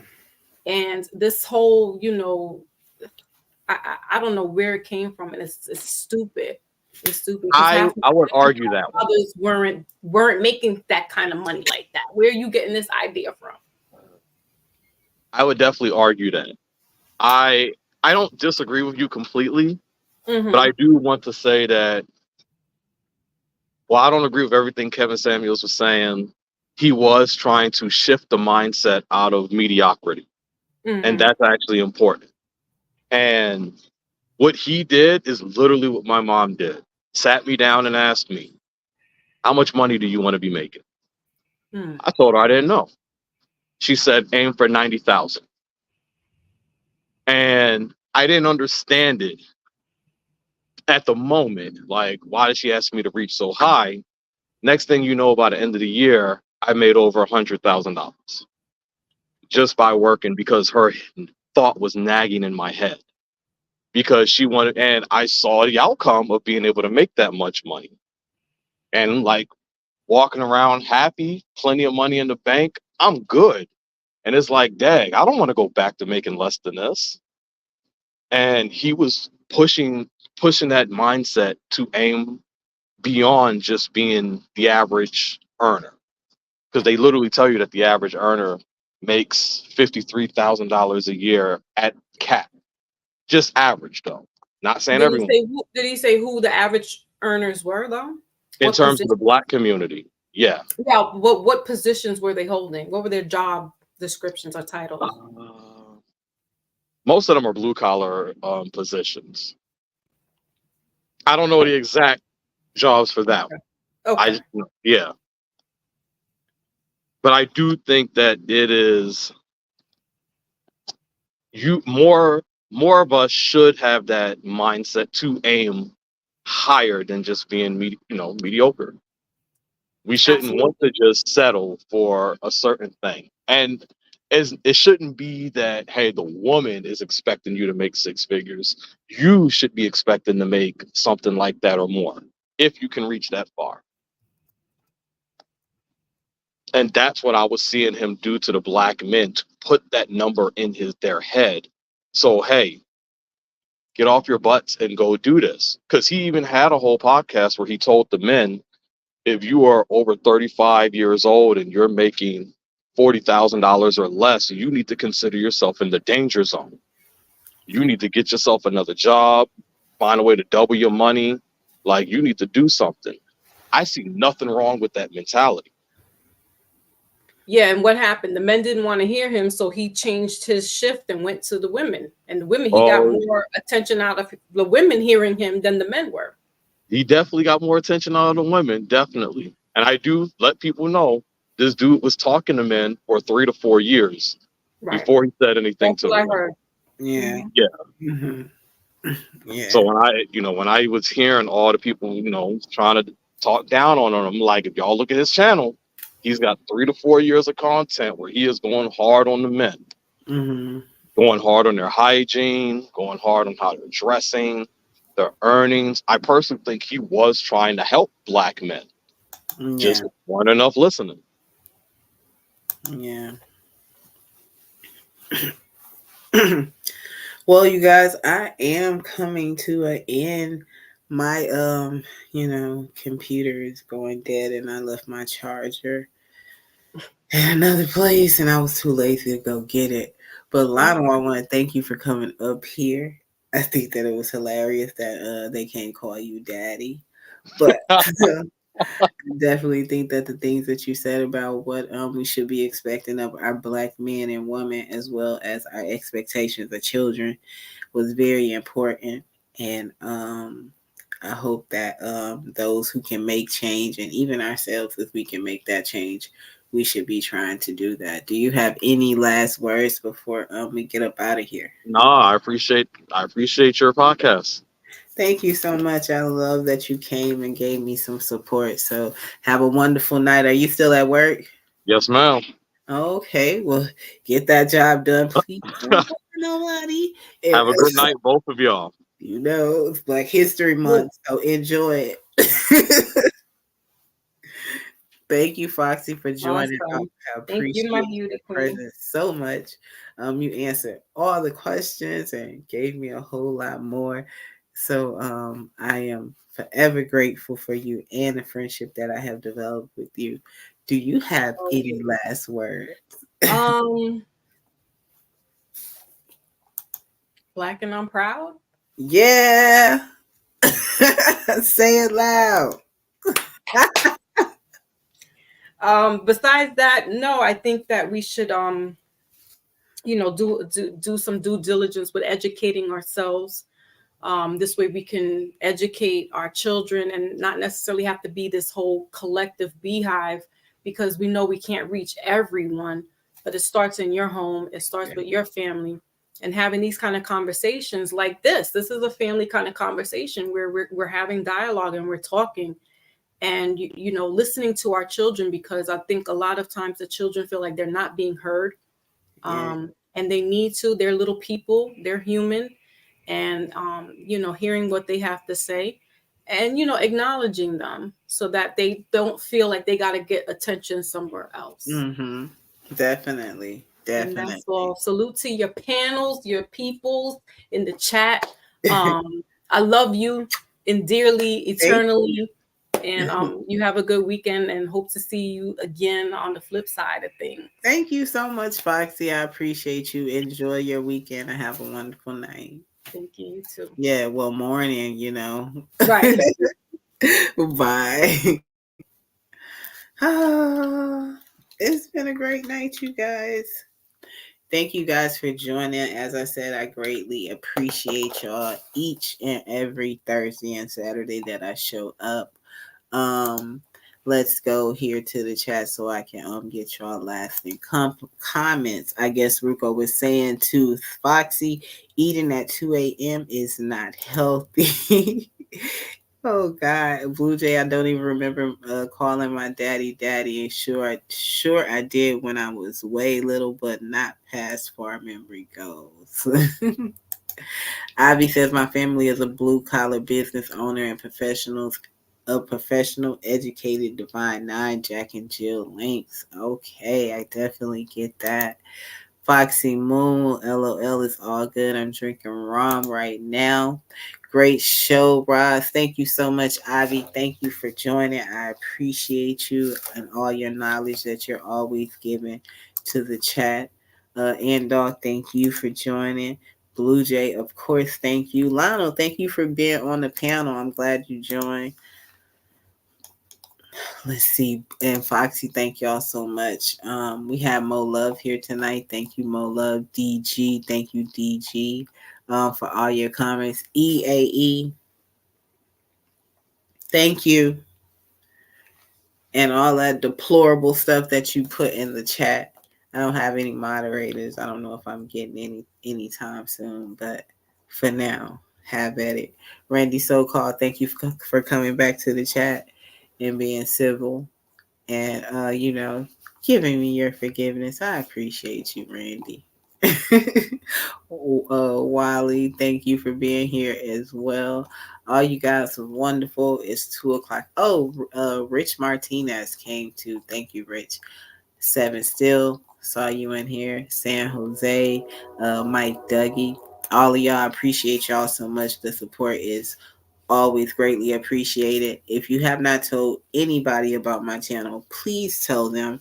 I am trying to get, some subscribers, you guys. Like, I just want a couple of subscribers. I'm trying to get some every week, a little more every week. So tell a friend to tell a friend to tell a friend to tell a friend to tell a friend. Yeah. EAE said I dropped my ashtray early and I just did it again. God, forgive me. I be tripping. Anyways, I'm trying to get some subscribers, so please tell people about me so they can subscribe. If you have not liked my page or liked this video, please like, and at the end of the video, leave a comment. I appreciate you a lot. If you are watching the replay, thank you for coming to watch the replay and show your support. Tonight was wonderful. It's the weekend. I hope that you can enjoy it. I hope that you are spending it with those that you love. In regards to Black History Month, thank y'all for coming to the party. Thank y'all for wearing y'all black stuff tonight and respecting it. Appreciate that. We had a wonderful night, you guys. A wonderful night. I always appreciate coming up here and talking to you guys. It always does something for me. And I just want y'all to know that I appreciate y'all for the support very much. So I will try my best to be here next Thursday if God says the same. School has started for me yet again. So I am a little busy, but I am appreciative of the support. So I will try my best to be here Thursday and Saturday. So look forward to that. If you guys want some topics, you can definitely follow me at Instagram. And I will respond. So yeah. Have a good night. Bye.